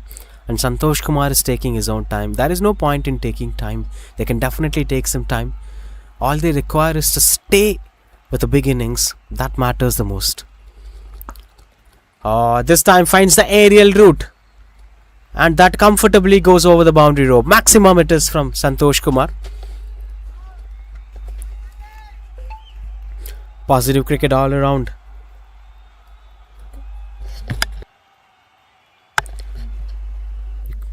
clearly see that over there. He was expecting a back of length. Once the short ball came in, he was standing and delivering it. No front foot, no back foot. Standing still in the same position while he was receiving the ball. 19 for no loss.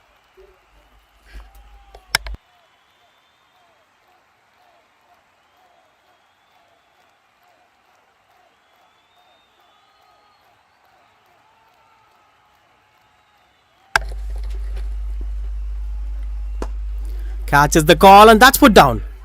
You missed a huge opportunity. A man in form and a man who can turn the clock towards his side.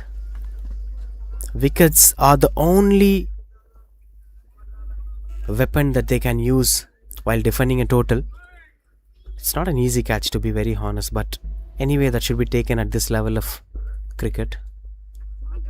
Extra pace straight away from Ajay. As he's having that pace, the body language says it all. He's having good brand of cricket, Ajay Solanki. The initial balls were not having much pace, but after that sixer, they have started generating pace and created an opportunity as well. Because as a chasing side, if you could be able to chase it, any one batter should score some 50 or 60, or maybe two other batters should score some 30s, then only this target can be chased down. Tremendous stroke making. These were spectacular shots from Santosh Kumar. Goes for boundary. One more time, back of length offered. There have been a good extra bounce, and he went into back foot comfortably and placed it through the covers while nobody is standing in the deep. Taking his own time in the middle, Santosh Kumar looking out to be so comfortable in playing those shots.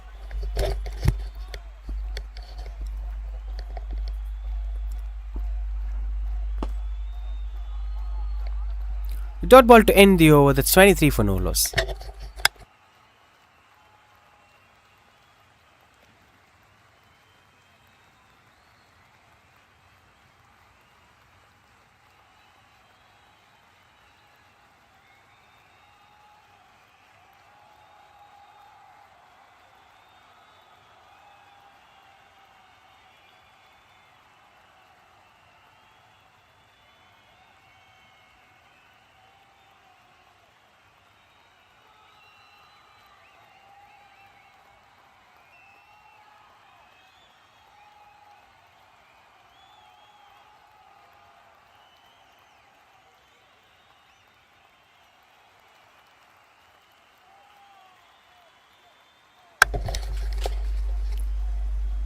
.23 for no loss. Rahul Malik continues to bowl.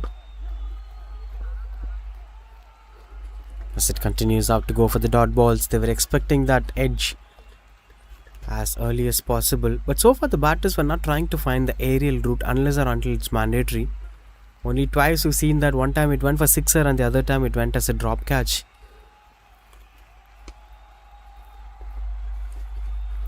As it is turning out to be very difficult for the batters to maintain the same rapport, as we spoke a lot about the phases of the game, and that's why emotional decision makings won't work even in T20 format. Just because this over went good, just because this over had a couple of dot balls or some death stares from the bowler, you need not to react emotionally.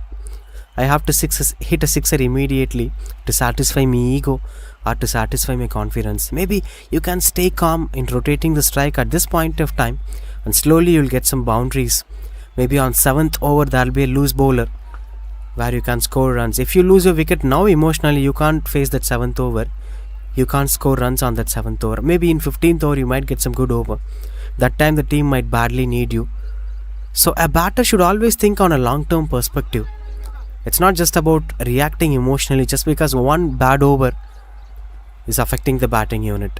If you could stay in the crease, if you could bat for 20 till the 20th over, if you can win the game, then you should plan for staying in the crease. I think that is where it segregates. Only a few percentage of the batters could be able to do that. One of them is Virat Kohli, who have done that really well. Yashasvi Jaiswal does well, and Shubman Gill does that. Because it can't be treated like a scenario. Okay, my job is done. I scored well in the power play. Rest of the batters will take care of it. That's not how Indian cricket worked for a very long time. Beautiful shot that is. Straight as an arrow for a maximum. Santosh Kumar given an opportunity and he's taking that down now. It was landing on the slot, though it's a quick delivery, which is more than enough. What a stylish stroke that is. This man is a pure bliss to watch.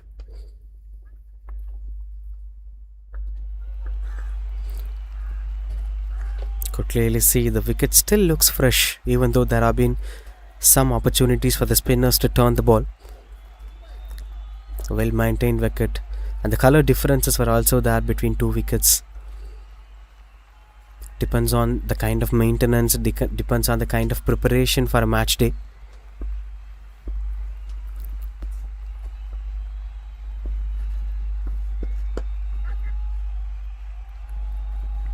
As long as Santosh Kumar continues out to bat, the drop catch will continue out to be the topic as well. After that drop catch, he had scored a boundary through the covers. Now he had hit a 6. Wasn't enough damage, but if he continues to go, the damage will be so high. Because you can't expect all the other batters to have a good day today. Now the big shot catches the call, but that pierces between the two fielders for boundary. In fact, there is a confusion whether it's a 6 or boundary. That's given a 6 again. Second sixer of the over it is, but this doesn't even look like a sixer. It was a simple stroke making. It's flat, travels long, and eventually found the boundary ropes to cross over it.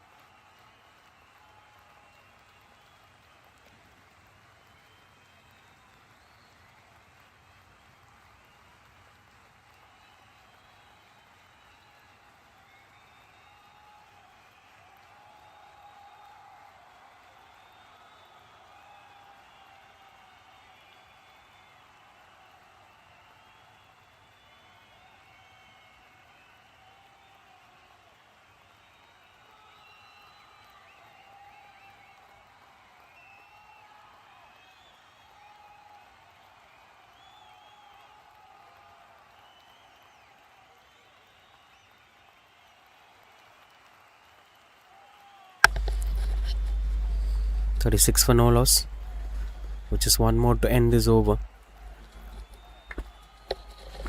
13 runs so far in this over. Maybe they can also try operating with the spinners. That's how Pearl City came in the game. Oh, easy pickings these were, as that races over the boundary ropes to end this over.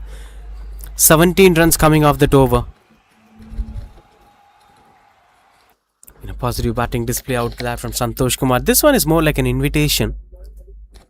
All you need to do is to just glide it to the boundary ropes. And that's done sweetly by the batter. 40 for no loss.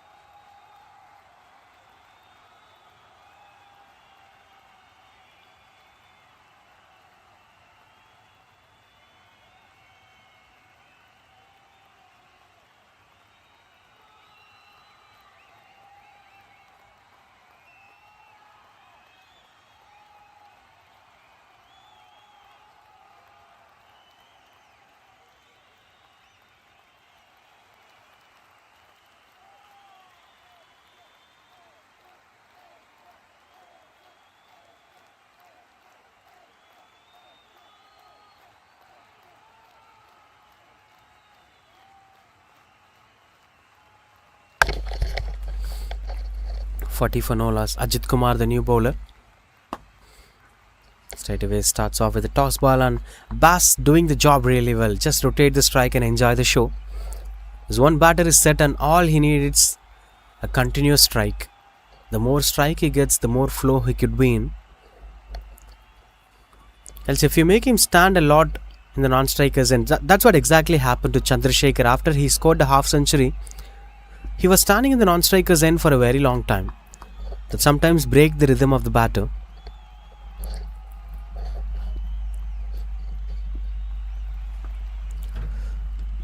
Good stop from the fielder. This time there is a man in position, as it eventually turned out to be just a single, shuffling up the bowlers straight away, as the mainstream bowlers couldn't be able to stop the batters from scoring runs on the board. So Ajit Kumar replacing Ajay Solanki, third bowler of the innings. It's just the fourth over.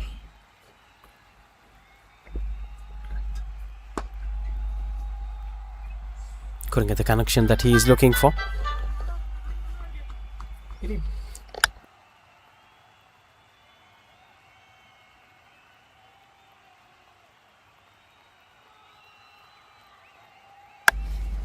As things were quite good under control with the way how Ajit Kumar is doing.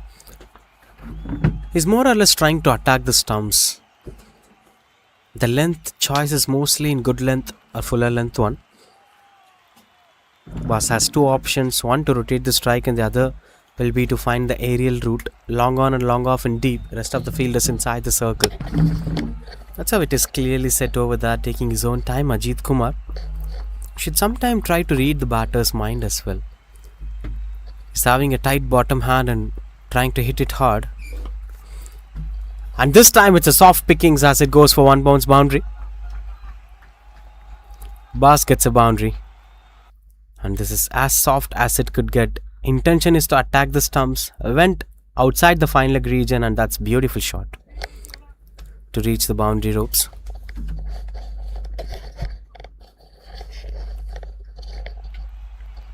You should definitely think of this thing.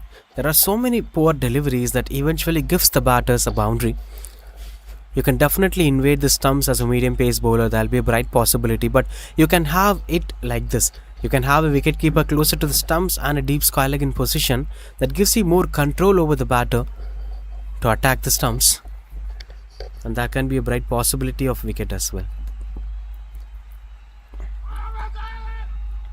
Hope he's okay. Was a little early to that shot. It's slightly slower one from Ajit Kumar. Been a controlled over so far. Just one boundary so far.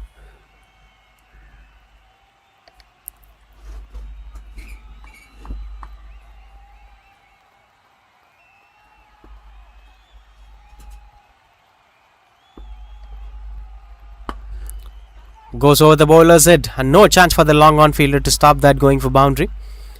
That brings 50 up here with that boundary as well for Pearl City. Tremendous partnership. This was exceptional performance from both the batters, especially this one. One more full length delivery and that's been taken in with good control. Not a better connection, still a good placement. 50 for no loss.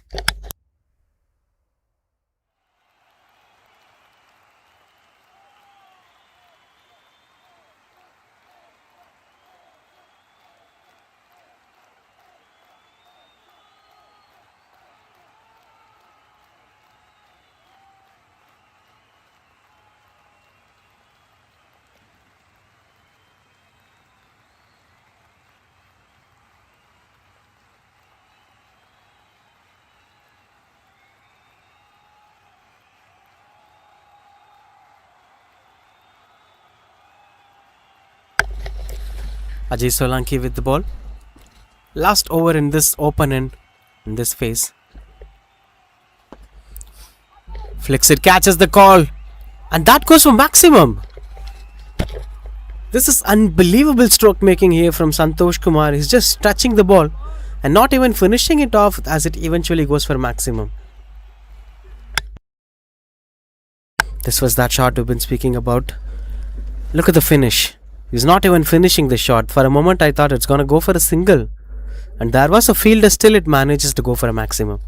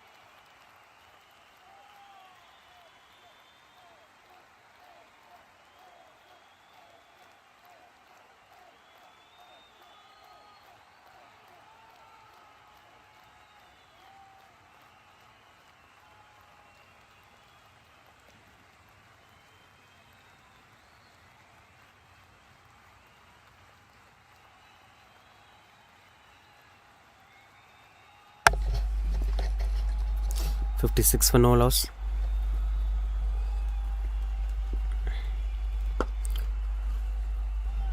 This is pretty much decent. Now Ajay Solanki is more or less trying to bowl this fuller length or good length on the stump line. In his previous over, he was trying more or less back of length and bouncers, where we saw a pull shot and a cut shot through the covers. I'm not sure why things went wrong for both the sides in the power play, but this is pretty decent comparing to the first innings. They should start using spinners. That's where the wickets have started falling down.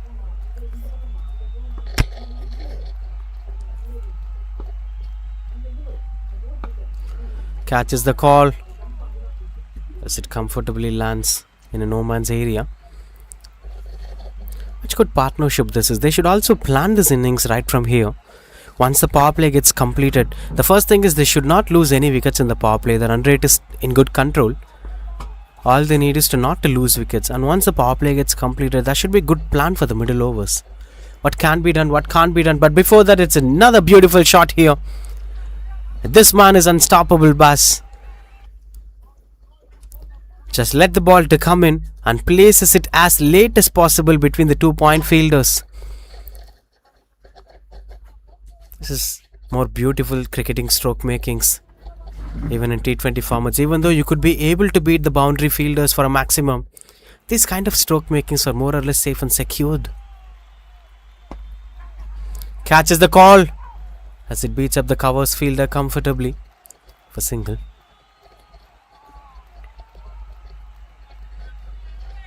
Should never give the opportunities. One thing that should be learned from the first innings is wicket column matters a lot. Don't take unnecessary risk at wrong point of time. Oh, beautiful shot. This is happening for the second time. Another beautiful straight as an arrow stroke making for a 6 to finish the 5th over. A 68 for no loss in this end. As Ajay Solanki is trying to invade the stumps. And this straight back coming into play from Santosh Kumar. He's not finishing the shot. Still he can be able to generate more power. Into the 40s with that sixer. 68 for no loss. Paul City.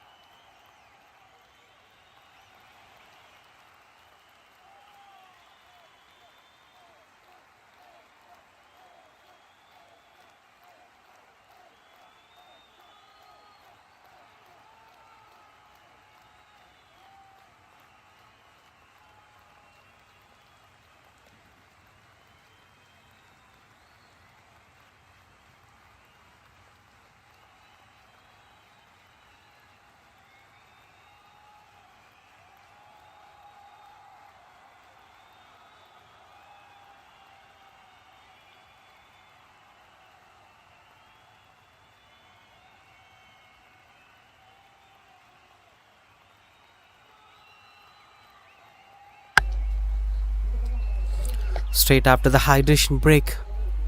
Now from the commentary box in,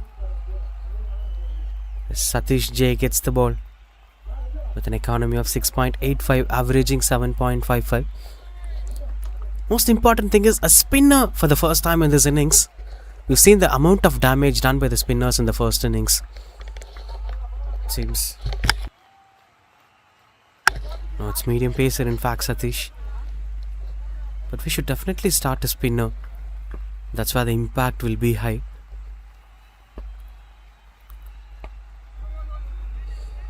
Paces between the two fielders, and the outfield here is so good. And there you could see the batters gaining boundaries, taking us back to the 90s batting.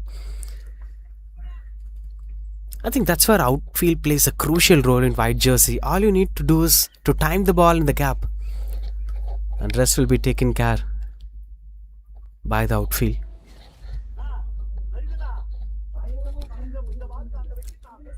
.73 for no loss.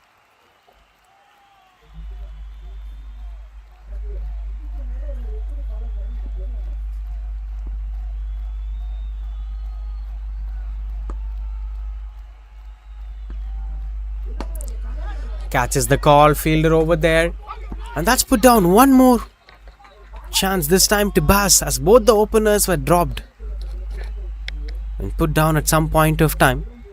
Santosh was dropped when he was in some 10 or something, not even reached his 20s.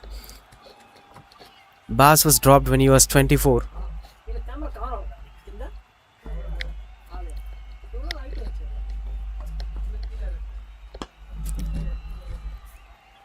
Good stop from the fielder.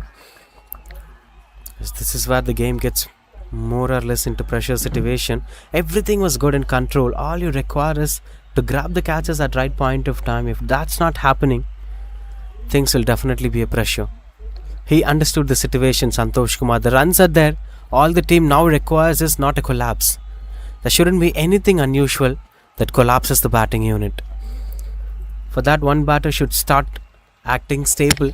Unless the run rate becomes a drought, then you can score a couple of boundaries and sixers. One more opportunity, but this time it fell short of the fielder, not an opportunity. Pretty decent over comparing to the previous overs.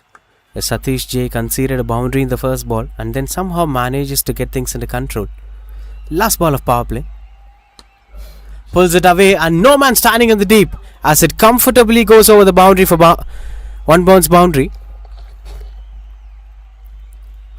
80 for no loss after the power play. This is how the bowling card looks like. 4 bowlers with the same result more or less. This time it's a short ball on the body line, and that's been pulled down to the deep square leg region for a boundary. Moves to 47, Santosh Kumar.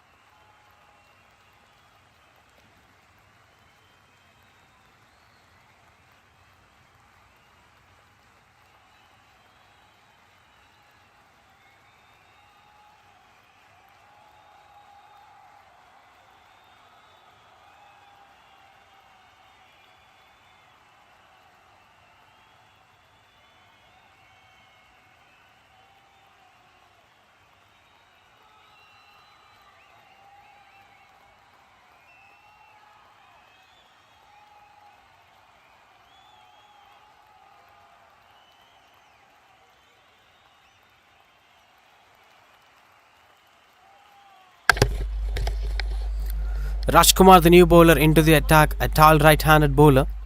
Still with fast bowlers they are operating. No signs of spinners coming into action.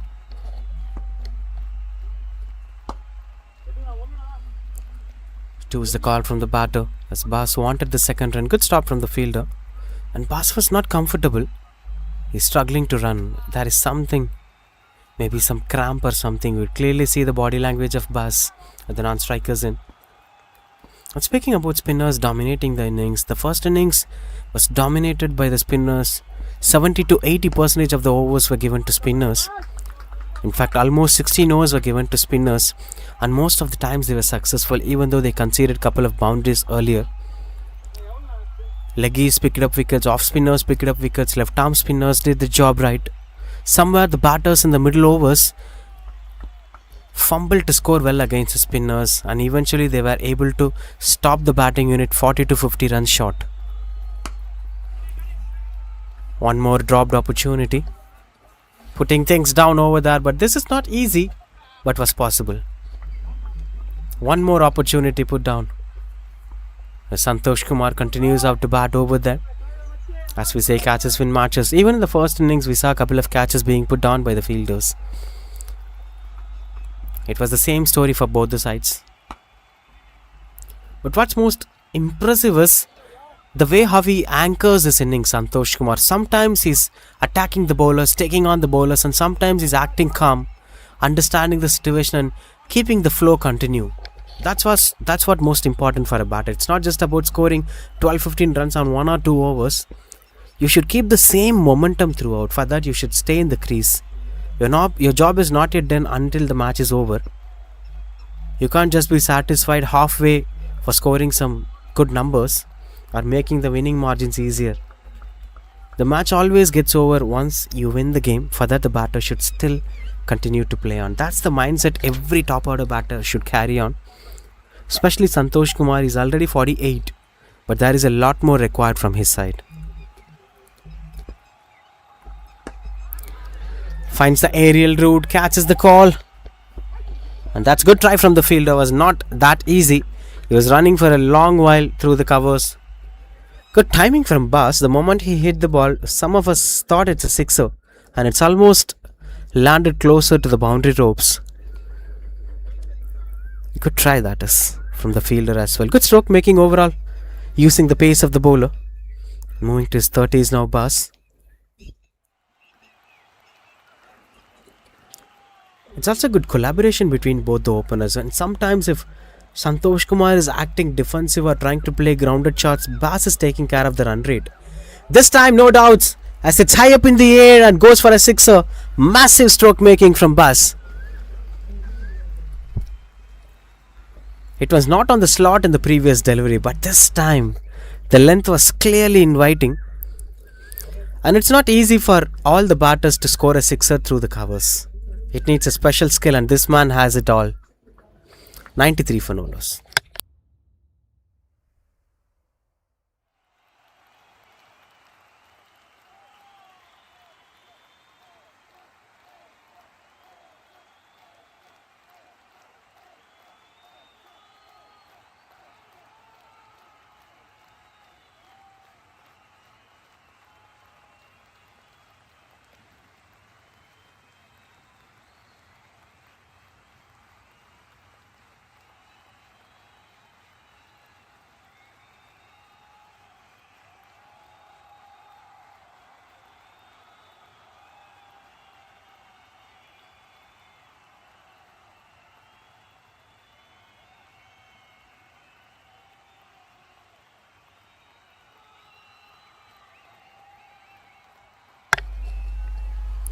Satish J continues to bowl. 12 runs on his first over now. Short third man, backward point covers, typical T20 field positioning. In fact, 5 fielders were standing inside the circle. Oh, unlucky, very unlucky. Wide plus boundary. It's already going really well for the batting unit, and this is spicing things up.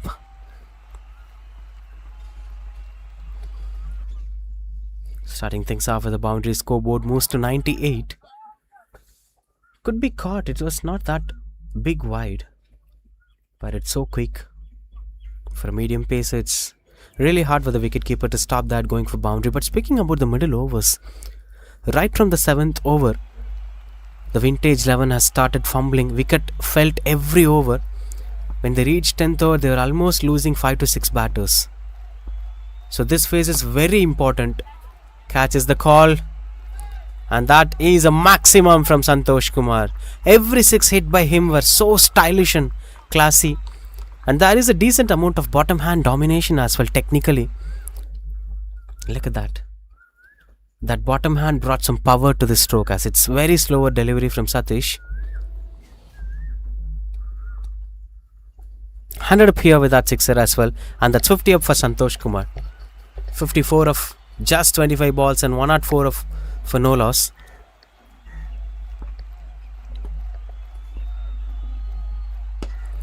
Another big shot. The sound was so impressive, and that's racing over the boundary ropes as well. Back to back sixers, and he is in a hurry to finish things off. What a stroke making this is. This man is so planned, choosing the right bowlers and right point of time to attack the bowlers. It's not ball after ball, it's not situation after situation. Now everything is in good control. He should start acting defensive.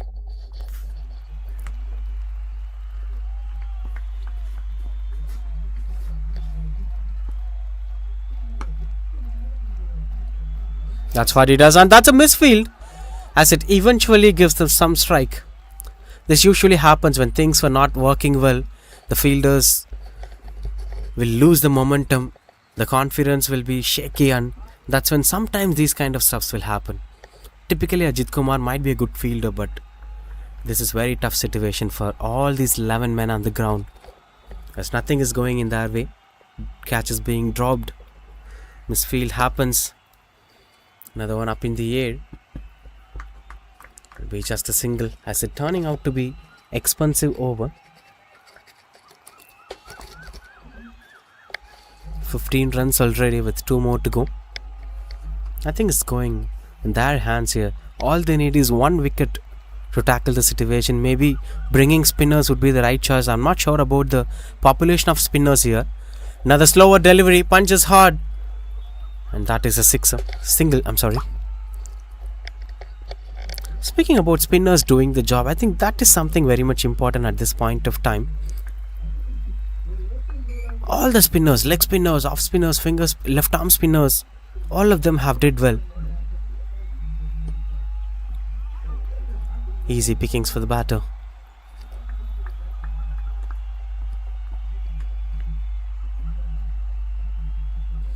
And one more 14 gets 8 gets completed, 114 for no loss.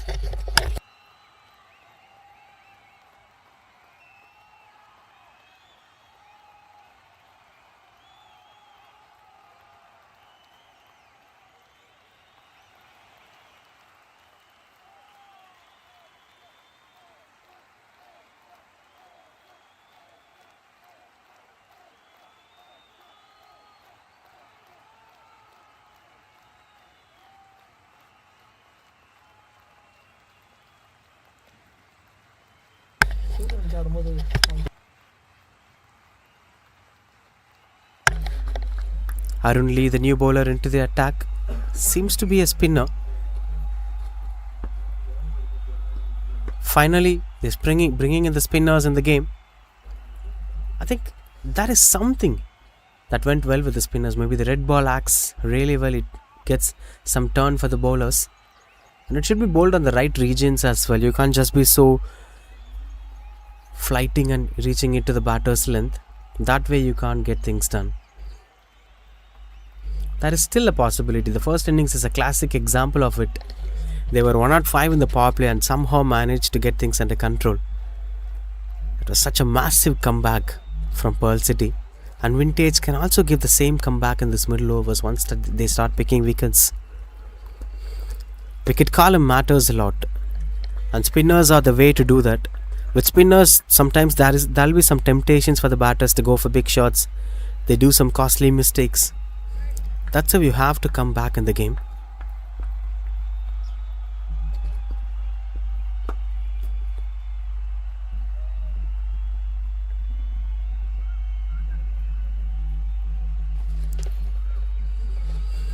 Be just a single over there. He's into his 40s now. Bass was not comfortable. Was struggling to run between the wickets with some cramp or something. But look at that. His body language says it all. Maybe needed some medical attention or some pain spray, but He's somehow managing to get the things done. Into the 40s already. Goes over the bowler's head. That is a huge sixer.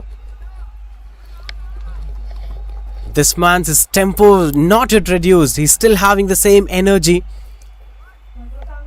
and experience coming into play as well. These were classic stroke makings. Look at that.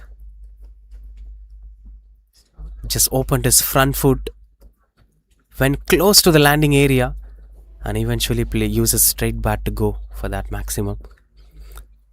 This is the beauty of this partnership. Any one of them somehow manages to get things done.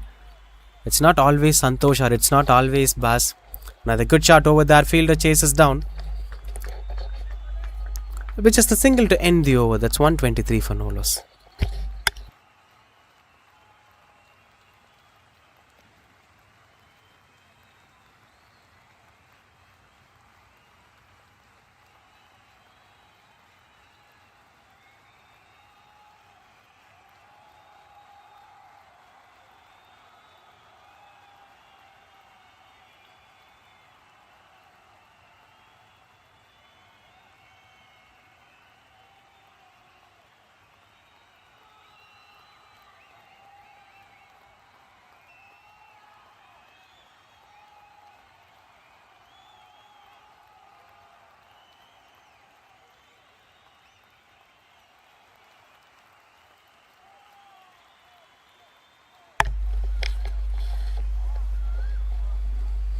Maggie, the new bowler, into the attack. Did some good job with the bat in the first innings. Now he's with the ball to accompany his side. It seems they were forced to bring in the spinners as all their bowling options went out of their control. They weren't equipped with spinners a lot. Seems like a part-timer. Maybe he's very good at spinning the ball as well. We have to watch on how things go. Catches the call. And that is a maximum again. What a style. What a crazy batting this is. Batting as straight as possible. When you look at the wagon wheel, most of these shots came straight. Look at his back foot. It's stretching down to reach the length of the ball. He's a leggy. He's bowling way outside the off stump. Typically these shots will go up in the air. But he was very confident with his shot selection, Santosh Kumar. Another one. As it's flat and eventually manages to raise over the boundary ropes. 10 runs in just 2 balls. The length was so convincing for the batters to choose good shots. This time it's hitting on the batter and all it requires is just the direction. He directed it straight and no chance for long on to stop that, going for boundary. Moving into his 70s now, Santosh Kumar. Now all they require is just 51 runs with a required run rate of 4.36.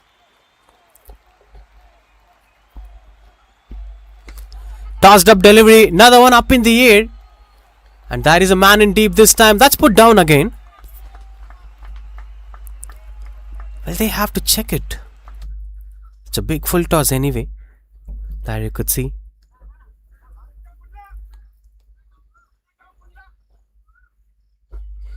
Oh, this is an easy sitter. If they ever start to think on where the game went out of their control, it's the middle over in the first innings and these drop catches. All the batters, both the batters have given so many chances. Especially with Santosh Kumar, when he was in early phase, he had just one boundary on sixer. And he was put down through at the mid-off region.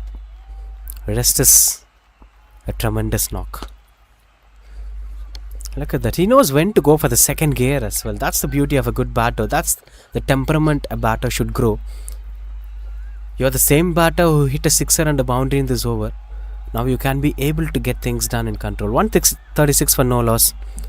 In fact, 137 for no loss after 10.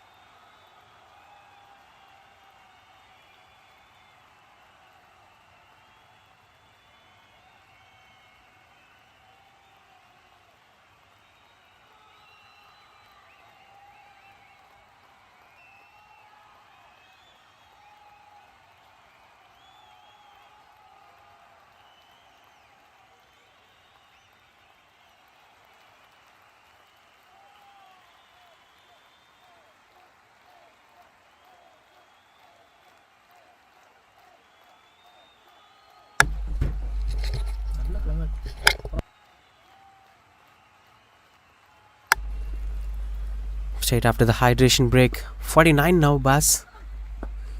And that brings up the half century for Bass as well. Played such a crucial role. He was not able to run, look at that. But still manages to bat for his side. Big applause to the batter. And someone was doing good from one end. This support matters a lot. Whenever the rapport is cool, whenever the run rate is low, this man made things possible. And they'll now keep things under control. Might slow down the process as things were going really good.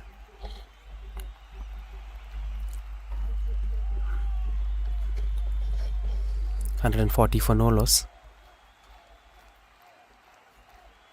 Such a good partnership. They know when to go with the first gear, when to go with the fifth gear, when to attack and when not to attack. This mindset matters a lot. That's why I mentioned even in the first innings, middle overs is all about planning, and not everyone can excel it.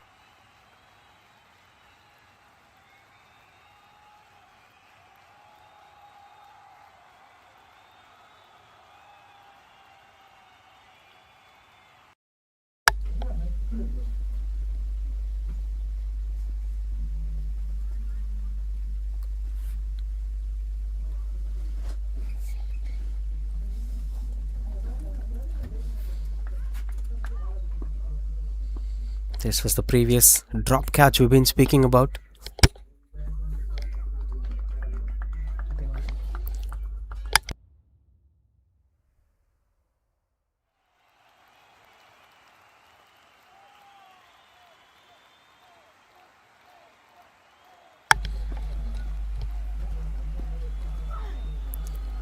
Oh, lucky one this is. And it's not happening for the first time. White plus 4s have also been something regular in today's game. But this time it's a good stop from the fielder. Saves a couple of runs for his side. Things were quite good under control. Both Santosh Kumar and Bass were enjoying the brand of cricket that they're playing. It's mere dominance from both the batters. Especially Santosh Kumar with his stroke makings. These were easy pickings, landing on the wicket. Bright possibilities for the second run as well. Anyway, good stop from the fielder. Will be just a single. The weather is slightly breezy and creating a good mood to play the game of cricket. 145 for no loss after 11.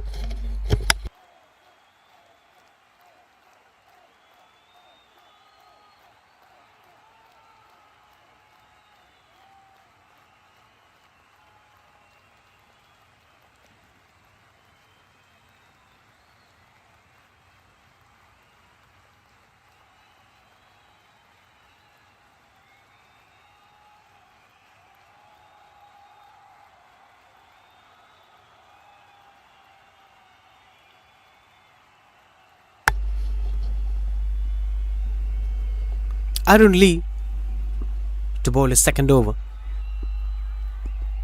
A cheeky one. And it eventually fetches the result it requires. The outfield versus the fielder. And it always wins as the outfield does the job. Good stop from the fielder.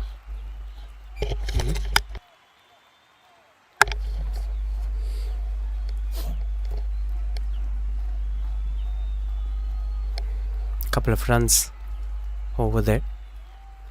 Cheeky attempt from Santosh Kumar. 80 now. Top getter of the game. Oh, juicy one. Excellent batting. God gifted skill these were. But this might have definitely hours of practice and upskilling. What matters the most, it's not just about the technique or the skill. It's about the mindset and the way how you use those skills that matters a lot. So far he's playing a really good innings. Calm and composed approach throughout the innings. Not taking decisions. Oh, how many times it gets repeated. Finally the bowler won of reaching out the boundary ropes behind. The first couple of times it went, and the fine leg fielder somehow managed to stop that. 150 plus partnership between these two batters. 150 for no loss. A quicker one outside the leg stump. All they require is 33 runs to win the game.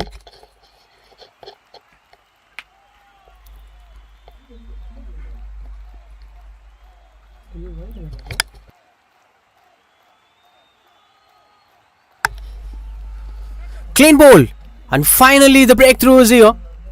Bass's impactful contribution finally coming to an end. Such a beautiful batting that is. This time it's been a fuller length outside the off stump. Intention is to play it through the covers, and that eventually goes in as an inside edge. This is what we've been speaking about. Arun Lee finally brought the breakthrough here for vintage 11, but that is a tremendous innings from Bass. He deserves a huge kudos and set the tone for the side as well. 152 for 1.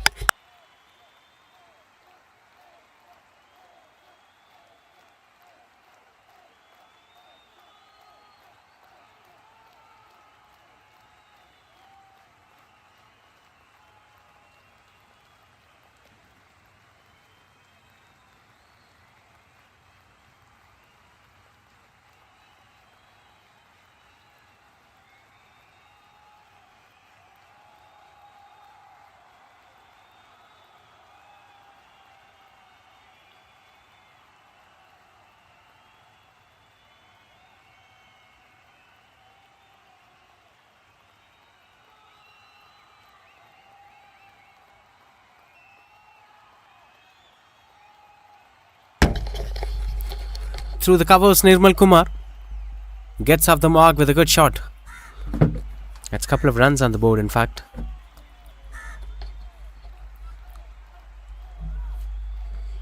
Continuing with the same rapport as of what Bass did while he was playing. Extra fielder through the covers now to avoid these extra runs leaked, to add some pressure on the batter as well.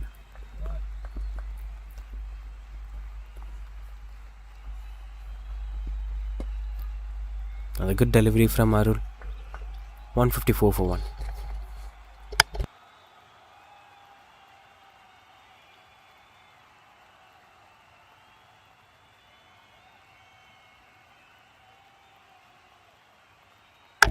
There you could see the bowling card.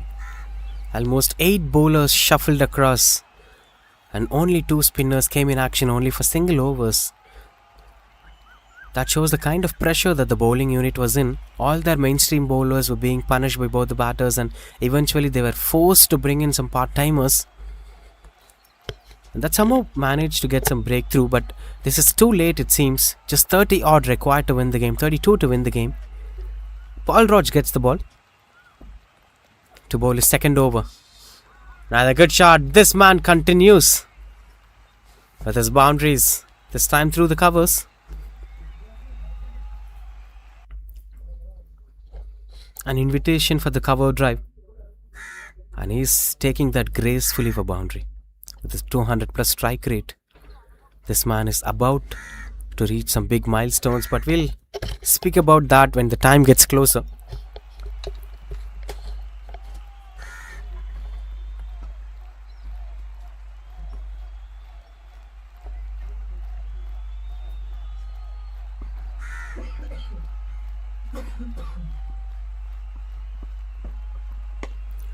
Swings, catches the call, and no chance for Ajay to stop that going for boundary. He was standing halfway.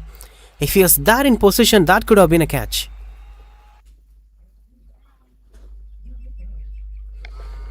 There you could clearly see a slightly slower delivery, not a better connection, and Ajay Solanki is standing halfway through the boundary ropes. Lucky boundary here, back-to-back boundaries for Santosh Kumar.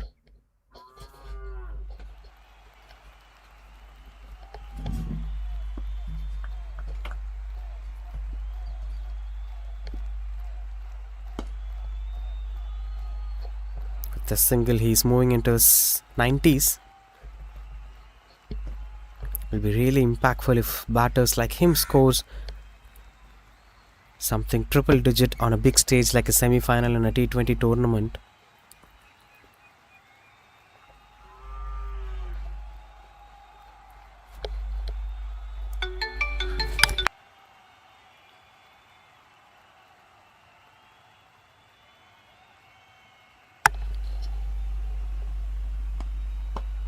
attempted Yorker.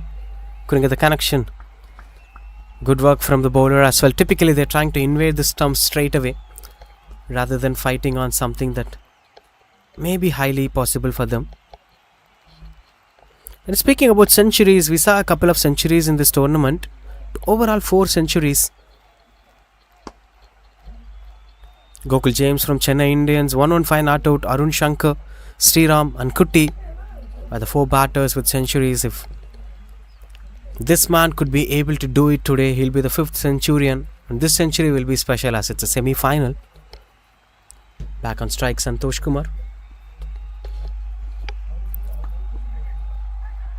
Change of pace. And that's well read.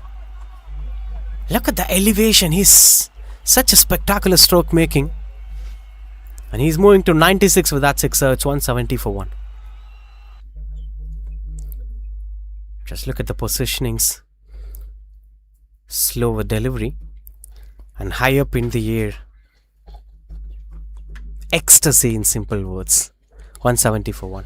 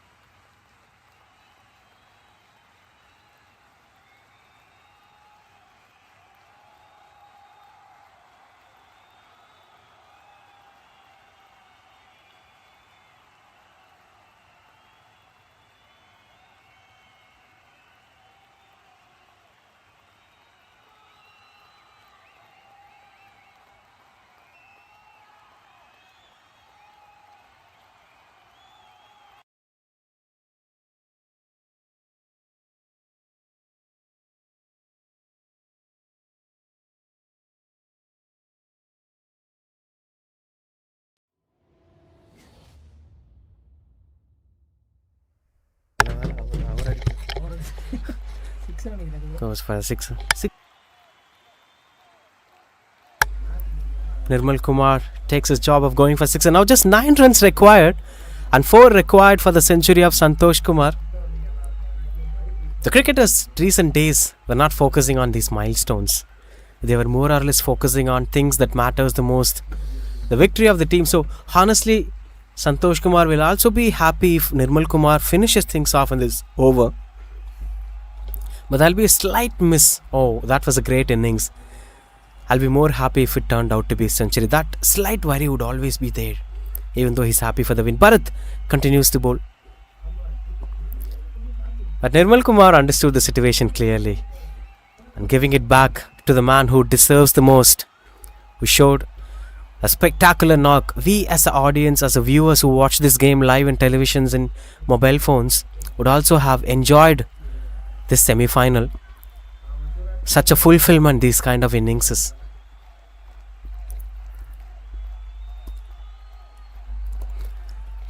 Sweeps it away. Nobody standing in the deep as it rolls and reaches out the boundary rope. That's the moment is here. Santosh Kumar gets his century. Not a big man, not a huge looking man, but he's having so much of cricket on him. Such a well planned innings, such a properly played innings. And the celebration is very soft, not like his batting. This was that century shot. A paddle sweep at the fine leg region. One of the dying odds in T20 cricket. But this is like Paisa Vasulka innings. What a fantastic innings from this man. Played all around the ground. Most of them were classy stroke makings. Now 3 to win the game. As this partnership grew well.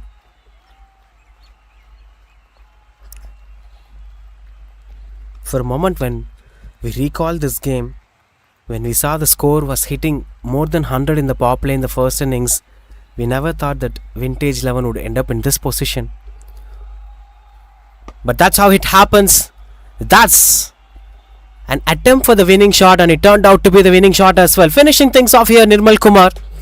and helps his team to get promoted to the next big stage, the finals of this tournament. Pride Season 6 first finalists are here presenting you Pearl City Cricket Club. Played some effortless cricket to get themselves into the finals. This was that winning shot. Stepped out and reached the length of the ball to go for that big shot. Completely fumble performance from Vintage 11. The only time they dominated this game was the first 6 overs and the last 3 overs of the first innings. Apart from that, most of the phases were dominated by Pearl City Cricket Club, and so they have eventually made things possible for them, winning this game by a difference of 9 wickets and 6.1 overs to spare. Such a dominant performance, being lost the toss, being pushed to bowl first. This was such an exceptional performance from them. Especially this man on screen you're watching gets a handshake from everyone. Santosh Kumar, 1 at 1 of 46, 7 boundaries and 9 sixes with a strike rate of 219. And Nirmal Kumar, who hit the winning runs, 14 of 7 balls, 1 boundary, 1 sixer. And the man we should never forget, Baz, for his performance. Did well with the ball, did well with the bat. Especially when he was struggling with an injury or some cramp, he managed to score 55 runs in 31 balls.